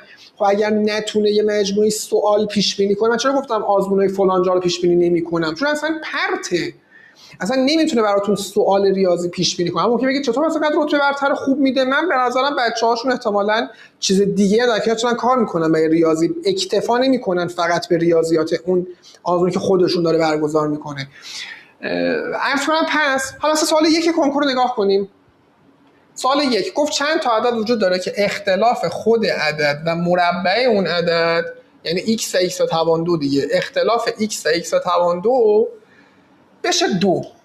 یه چنین سوالی دیگه، اختلاف x تو جزوه ماچیاریزا اینجا بعد افتاده مجذور اون عدد x به توان 2 و 7x اختلافشون 78، یعنی اینجا سوال گفته 2 مثلا چقدر اینجا، پس عدد سوال کنکورش راحت تره 2. مثلا تو جزوه ما 78 شما 78 رو تجزیه کنید به عوامل اول بگید 2.39 یعنی میشه 2 در 3 در 13. سوال کنکورش نیازی نبوده، فقط سوال کنکور فقط گفته بگید 2 1 پس یه جوابش 2 جوابش منفی 1، یعنی اینجوری تست بزنید. این سوال 1 کنکور 405. اگه اینجوری که من گفتم تو 15 ثانیه 20 ثانیه بتونید سوالو حل کنید پس شانس خیلی بالایی داره. ولی اگر بخواید براش کارهای عجیب غریب بکنید خب معلومه نمیشه. یه سوال خیلی سخت، البته این یکی از 10 ها سوالی که شبیه اون سوال معادل درجه 2 دیگه. حالا ممکنه بگید خب یه سوال معادل درجه 2 همه معادل درجه 2 درس میدن، مثلا خب حالا یه سوال از جزوه گذاشته که شبیهشه، این که مزیت دقیقاً بالاخره دارن بله، ولی من فقط رو این تاکید ندارم، من رو این سرعت میتونی سریع 2 رو تجزیه کنی پس این 2 منفی 1 یا میخوای دلتا براش بنویسی، چون خیلی این سوال با دلتا حل میکنن. بخوای دلتا حل کنی یعنی زیر 1 دقیقه زیر 2 دقیقه قرار نیست سوالو جواب بدی، پس وقت نداری، پس وقت کم میاری، نمیتونی درصد خوبی بگیری. این سوال 1 کنکور. سوال 2، حالا سوال 2 سوالیه که تو کنکور سال قبلش اومده بود با سوال خیلی سخت‌تری، یعنی تیر ماه 404 گفتن 4 نفر حاصل ضربشون 378، کنکور امسال گفت 3 نفر حاصل ضربشون 36، اصلا عددش چقدر راحت‌تر هم شد تازه. مثلا باز ممکنه بگیم که خب دیگه این نه جزء اولیه‌مونه دیگه، سوال کنکور بود، خب این داخلش هست، من توی یه جلسه مفصل اینا رو راجعش صحبت می‌کنم. یه سوال دیگه که از بچه‌ها سر جلسه براشون آشنا بوده.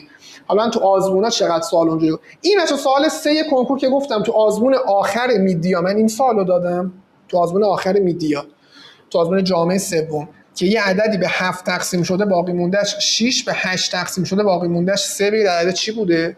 کنکور گفت 50 بهش تقسیم شده باقی موندهش 4، 70 تقسیم شده باقی موندهش 1، 120 تقسیم شده باقی موندهش 5. من خودم حواسم نبود این سوال تو کنکور دادم، کنکور داده بچه‌ها بهم گفتن دست در نکنید سوالت میدیا دادی، ما یاد گرفتیم تو کنکور زدیم. این سوال 3 کنکور.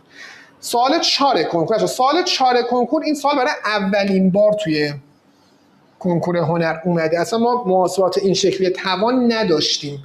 توی اون مجموعه سوالای دومی اون یه سوال خیلی سخت‌تر با عددهای اعشاری توان منفی، این اصلا در مقابل اون چیزی نیست. این خیلی سوال ما چقدر موضوع سخت‌تره، کسی که اینو حل کنه که حتما اونو حل میکنه.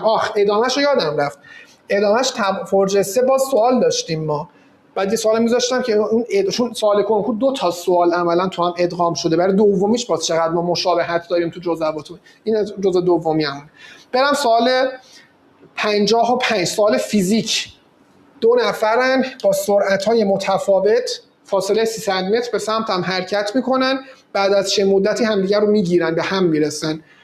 این سوال توی جزوه‌مونه. دو تا ماشینن با سرعت‌های متفاوت با یه فاصله‌ای به سمت هم حرکت کنن، حالا پشت سر هم، یکی عقب‌تره که جلوتر، کی به هم میرسن یا اصلا نه مستقیم رو به هم حالا فرقی اونچنان نداره دیگه، یه فرقش این مثبت یا مین هاست که بعداً ازش صحبت می‌کنیم. این باز سوالی که توی جزوه‌مون هست، بچه‌ها کار کردن. سوال 56، اون سوالی که گفتم ترکیب شد معادله با نسبت تناسب و درصد، سوال کنکور بچهای پارسال. تیکه اولش که معادله است رو نگاه کنید، میگه اگر اولیای دانش آموز نفری 40 تومن بدن 18 تومن کم میاد، اگه نفری 45 تومن بدن 7 تومن زیاد میاد. شما بگید پس چند تا اولیاست و چند تومن دارن شهریه میدن. یه معادله خیلی ساده است. توی جزواتمون گفتم یه تعداد کتابه، تو هر قفسه 7 کتاب بذاریم یه قفسه خالی میاد، تو هر قفسه 5 تا بذاریم 3 تا اضافه میاد. این یه سوال. سوالی که من توی میدیای باز جامعه سوم طراحی کردم و توی کنکور باز تکرار شده. زینب اگه برای دوستاش کتاب 400 تومانی بخره 800 تومن کم میاد، اگه کتاب 300 تومانی بخره 300 تومن زیاد میاد. شما بگید چند تا دوست داشته. یعنی شما مثلا خود یه مدل سوالی که توی کنکور برای اولین بار اومده، هم تو جزوه‌مون هست هم تو آزمون میدیای سوم، من شبیه سازی من فقط آزمون میدیا رو گذاشتم، یعنی جای دیگه که طراحی سوالا دیگه اونا رو نذاشتم، بهشون محتوا دادم، خودشون میخوان کار رسانه‌ای کنن، منتشر میکنن که چقدر سوالاتشون شباهت داشته. و شما شباهت الکی نیست، همونه، فقط حالا به جای که کتاب بگه گفته اولیا مثلا. قسمت دوم سوال که حالا اگر هزینه رو همه ندن یکی کمتر بده چند درصد بیشتر میشه؟ تو جزوه‌مون چیه؟ اگر مصرف ماشین انقدر بوده شده انقدر چند درصد صرفه جویی میشه؟ یعنی بخوام بگم همون کانتکست همون فرمول، حالا فقط توی یه فضای دیگه ای مطرح شده. به جای مثلا اولیا سوال بنزین، بعد من یک نمونه گذاشتم. شما از این فرمول درصد رشد بماند که سر کلاس ما چقدر از فرمولش قرار سوال حل کنیم، تو همون جزواتمون چه تعداد سوال ازش داریم. من یک نمونه فقط گذاشتم که شما با اون نمونه ببینید. بریم سوال 57. توی یک کلاس اونایی که کمتر از علیان اینقدر مثلا فرق داره با اونایی که جلوتر، معادلشون بیشتر از علیه. سوال برای اولین بار توی کنکور هنر مطرح شده، یه معادله خیلی ساده‌ای میشه براش نوشت. جزوه نکته و تست منه این سوال بچه‌ها. یعنی من برای بچه‌ها مثلا یه 2 هفته قبل از کنکور این سوالو حل کردم توی یه مسابقه 2. حالا به جای کلاس مسابقه 2. اونایی که جلوتر از علی به خط پایان رسیدن فلان تر از اونایی که قبل از علیه. حالا من توی مسابقه 2 گفتم اونایی که جلوترن اونایی که عقب‌تر از علیان. کنکور گفته توی کلاس اونایی که معدلشون بیشتر و کمتر از علیه. معادله ها تازه باز سوال من سخت‌تر توان 2 داره. این معادله تازه خطی درجه 1 هست. حتما برش میگم ما تجربه داشتیم دیگه، ما چند سال بچهای هنرستان. سوال 59. سوال 59 سوالیه که مثلا 16 نفر تو 45 روز کارو انجام میدادن، 6 روز گذشته 30 نفر اضافه میشن. شما بگید چند روز کار انجام میدن؟ خب این سوال تو کنکور قبلا اومده. این سوال پایینی سوال کنکور 1401 16 نفر با روزی 6 ساعت تو 30 روز انجام میدن. سوال کنکور تکرار شده توی کنکور 405. سوال 401 گفتیم جزء اولم خود سوال کنکور دیگه، شما سوال کنکور رو کامل قرار تحلیل کنید. کسی که این سوالو حل کرده خب اون سوال خیلی راحت‌تر هم هست. تازه بعد از 20 روز 4 نفر میرن، شما بگید بقیه چند روز تمام کنن. این از جزء دومیمون یه نفر تو 12 روز انجام میده، بعد 2 نفر اضافه میشن 3 تایی 2 روز کار میکنن، حالا یکی بره چند روزه بقیه‌اش تمام. خب خیلی سوال سخت‌تری. یعنی کسی که این سوالو حل کنه انقدر آدمو زیاد شدن کم شدن دیگه اون بالایی اصلا کاری داره براش. تازه برای همون بالایی یه روش خیلی کوتاه بهتون یاد میدم. میگم خب 45 نفر 16 روز کار میکردن، 6 روز گذشت، میمونه چند روز؟ میمونه 10 روز.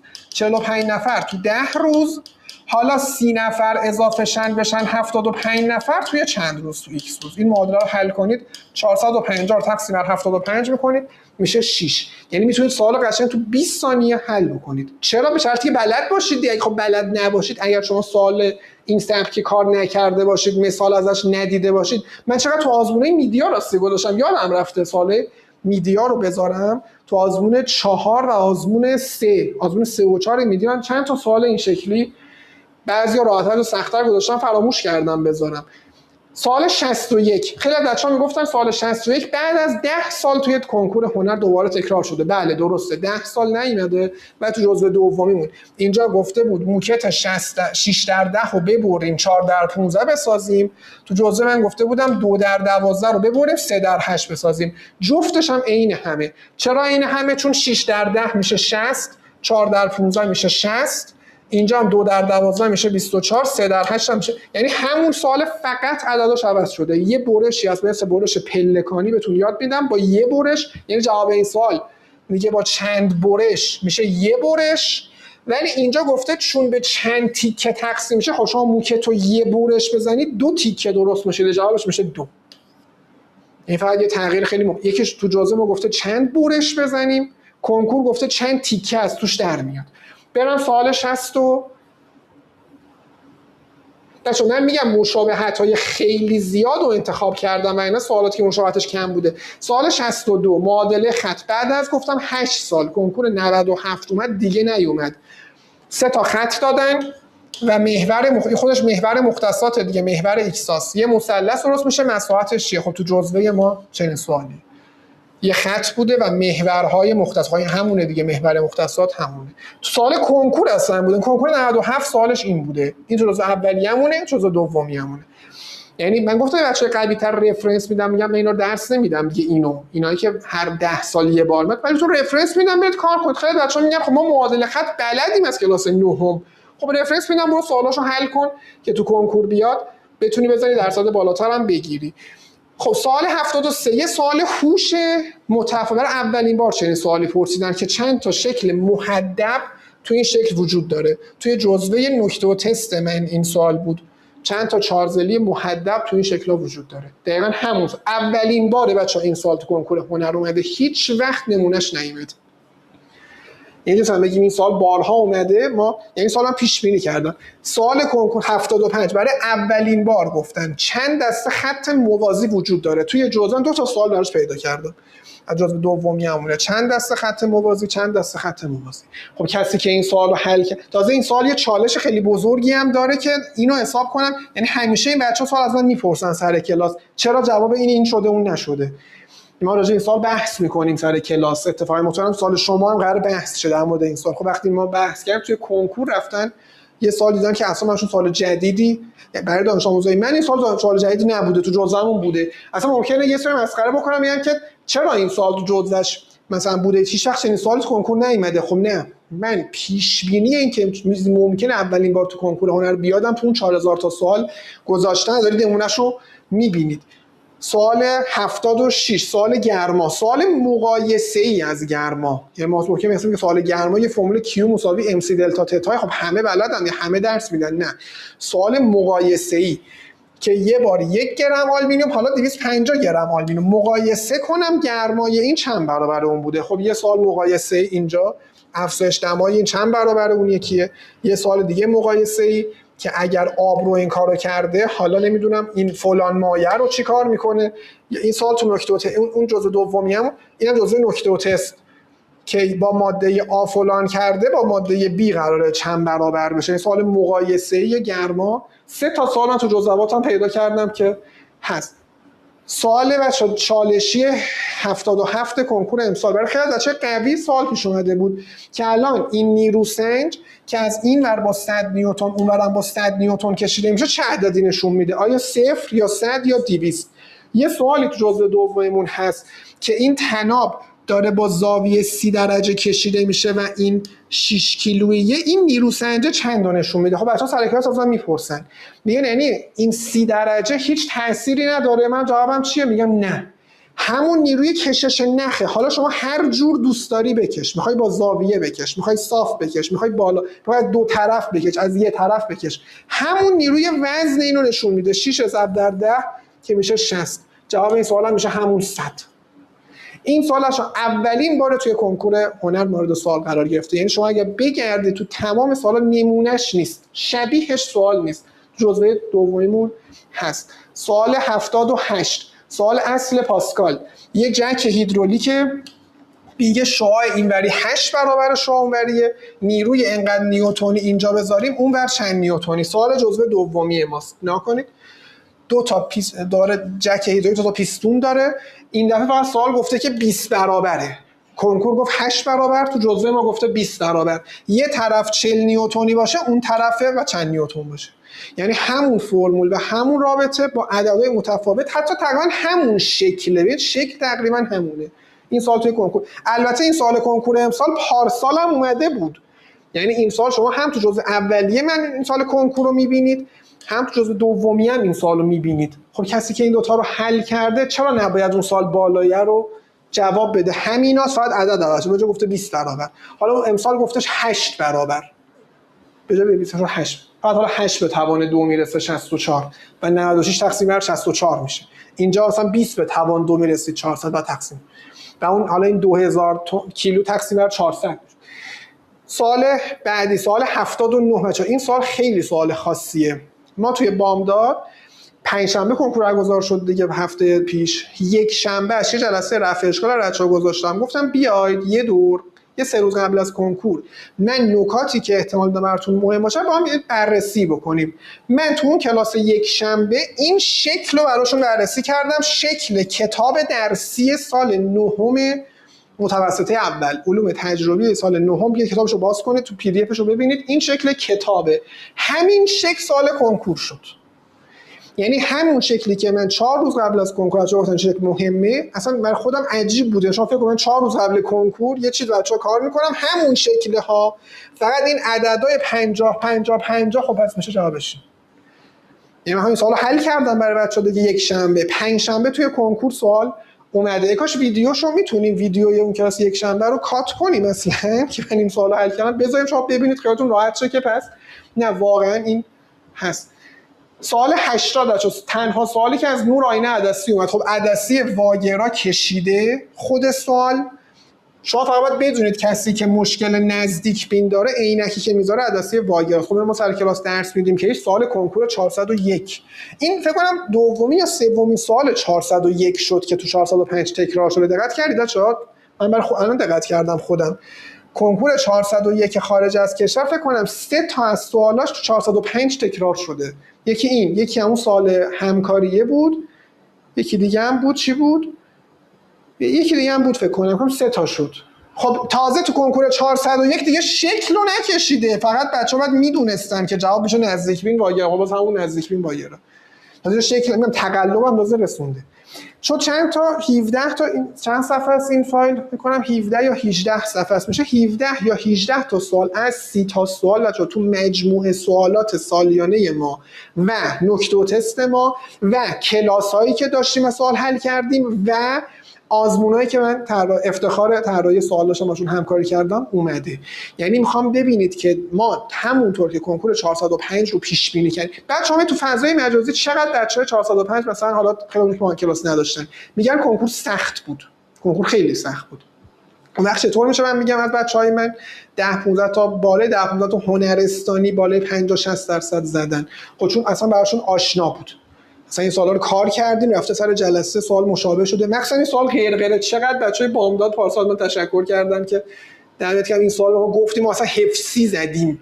یعنی سوالی که خیلی از رقبا نزدن بچه‌ها رفتن حفظی زدن. از کجا چون این اتفاق افتاده؟ آیا شانسی شده؟ نه.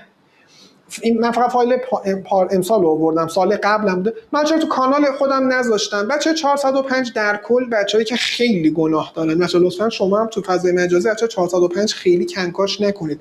خیلی سال سختی و سپری کردن و واقعا شرایط شاید یه جنبندی خوبو نداشتن. شاید خیلیاشون حضور ذهنشون انقدر سال سختی شد کش پیدا کرد.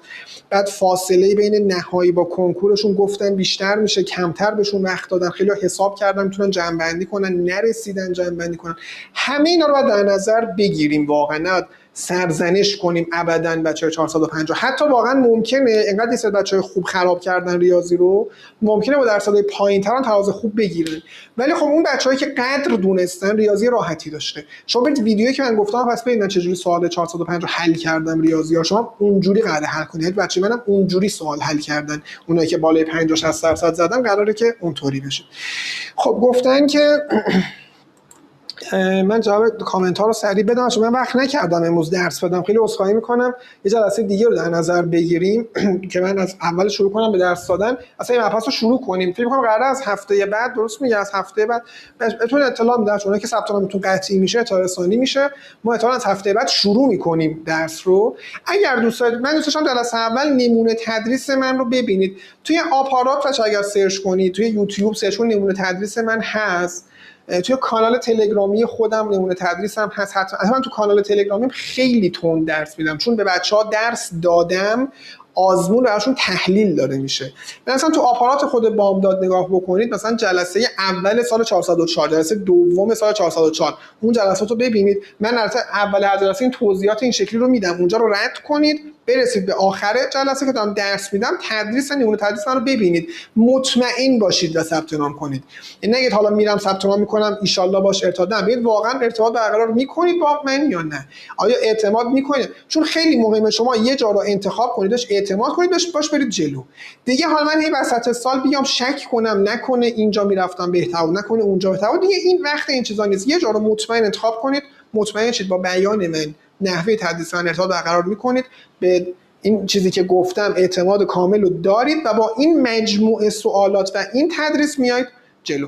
گفتم اگه دانش آموز خوبی باشم، تمرین کنم، براتون گوش بدم، ریاضی نتیجه خوبی بزنم، ببین تونستنش که ان شاءالله من نمیتونم قول 100% بگم، ولی نه واقعا اگر یه استعداد خیلی حداقلی داشته باشی، خیلی حداقلی، و تمرین کافی رو داشته باشی، بله خیلیای دیگه مثل شما بودن سال قبل و تونستن. من انقدر بچه‌ها این چند وقت محبت داشتن اومدن برای یه ساعت همون کانالم، تو اون پست آخر که گذاشتم، توی پیام آخر که گذاشتم، تو کامنت ها پیام محبت ها چقدر تو پی وی اومدن. دیگه بچه‌ها میگفتش که من حتی تصمیم گرفتم، هنرستانی بود، تصمیم گرفتم که اصلا وسط سال برم ریاضی، مثلا اینقدر که جذب ریاضی حالا لطف داشت، مثلا اینقدر جذاب شد کلاس ریاضی شما، مثلا چون برم ریاضی بخونم، میتونم ریاضی هم مثلا بخونم. یکی از بچه‌ها یادم رفت چی می‌خواستم بگم،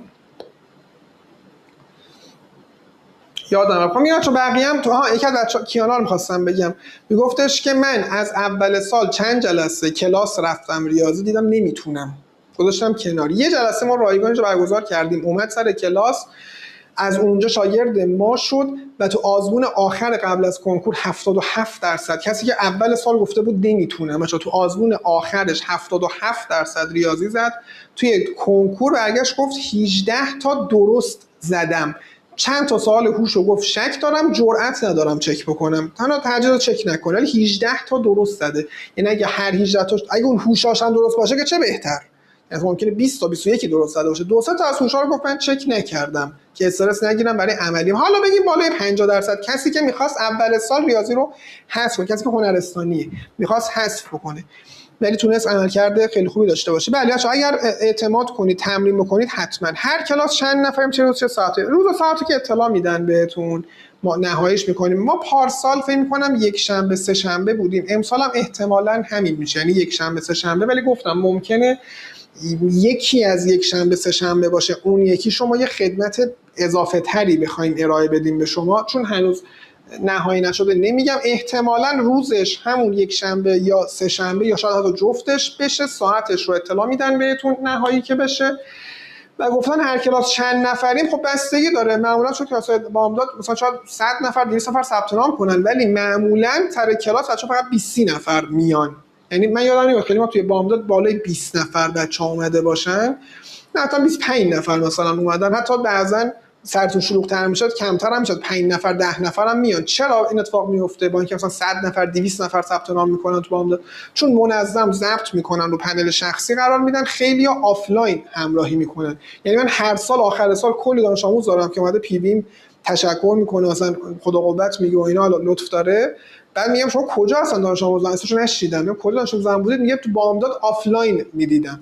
یعنی خب میگم که تعداد افراد هیچ وقت توی بامداد بالا نرفته، ما حد اکثر 20-25 نفر بودیم، شاید ولی چند جلسه استثنا به 30 نفر رسیده باشیم، ولی در کل میخوام بگم کلاس خیلی خلوته، چون منظم ضبط میشه. جلسه رو از دست بدید نباید نگران باشید، چون تو سایت قرار میگیره براتون، مثلا جای دیگه خیلی جا که ضبط نمیکنن کلا از دست میدید، بعضی جا هم ضبط میکنن، الان اسم نبرم مثلا 2 روز بیشتر نمیذاره قابل دانلود نمیتونید که دانلود میکنم بعداً میبینم، یه 2 روز میتونید ببینید. ولی شما تو بامداد نه، تا آخر سال 1000 بار میتونید برید ویدیو جلسه 1 و 2 رو مثلا باز ببینید. از این جهات من معمولا به بچه‌ای که میگن کجا ثبت نام کنیم، خیلی از شما شاید اومده باشید پی وی من پرسیده باشید کجا ثبت نام کنیم، من معمولا گفتم بامداد ثبت نام کنید. به خاطر این ویژگی‌هایی بوده که داشته و اینکه خب فضای استودیو دوربین مرتب، میکروفون هست، نمیدونم تخته هوشمنده، اینا من طرح درس دست خودمه، اینا همه عواملیه که من شخصا بامداد رو پیشنهاد میکنم. اما شما ممکنه بگید نه من دوستی داشتم فلان جا راضی بوده میرم همون، من هیچ اصراری قاعدتا برای من اصلا فرقی نداره شما کجا ثبت نام بکنید و تعداد جلسات اونجا باید بپرسید. معمولا جای دیگه ذره شلوغ‌ترن چون ضبط نمی‌کنن بچه‌ها میان سر کلاس، کلاس‌ها یکم شلوغ‌تره، اینجا چون ضبط میشه کلاس‌ها خیلی خلوت‌تر. بعد دیگه عرض کنم بچه‌ها دیگه سوالی اگر هست بپرسید. پس من عذرخواهی می‌کنم نشد درس بدیم، خیلی توضیحاتم زیادتر از چیزی شد که فکرشو می‌کردم. اب نداره، باز هفته بعد یه روزو هماهنگ می‌کنیم ان شاءالله بهتون اطلاع میدیم، فوقش دوباره از اون جلسه هم رایگان در نظر میگیریم. ولی من دیگه درس میدم دیگه، از اون جلسه از اول شروع میکنم بچه‌ها دیگه، نه اینکه مثل امروز بخواد مثلا به کلیات بگذره، نه قشنگ درس رو شروع میکنم. یه سری که ثبت نام قطعی کردن اصلا همین الان ثبت نام شدن در واقع میان سر کلاس و یه سری حالا مهمان هستن اون جلسه رو فقط با ما هستن و جلسات بعدیش دیگه در کنار ما نیستن و اینا پس به شما اطلاع خواهیم داد. دیگه چه سوالی نکته چیزی چت کم حرف بودید واقعا امروز، که از کم حرف ترین با توجه به جمعیتی که بودید دیگه، این یکی از کم حرف ترین کلاس‌های این چند سالی بود که یادم هست. نمیدونم شاید من توضیحاتم کافی بوده یا حالا به هر دلیلی بچه‌ها خیلی صحبت نکردن. خب اگر پس سوال نیست تموم کنیم. ما در ارتباط هستیم با هم و باز بعداً در خدمتتون خواهیم بود. خسته هم نباشید همگی، روزتون هم شبتون هم بخیر باشه. آرزوی موفقیت دارم چه من شما رو ببینم در جلسات بعد، چه شما رو نبینم، برای همتون آرزوی موفقیت دارم و بهترینا رو براتون آرزو میکنم. مرسی، شما هم همگیتون خسته نباشید، متشکرم. شبتونم بخیر، خدا نگهدارتون.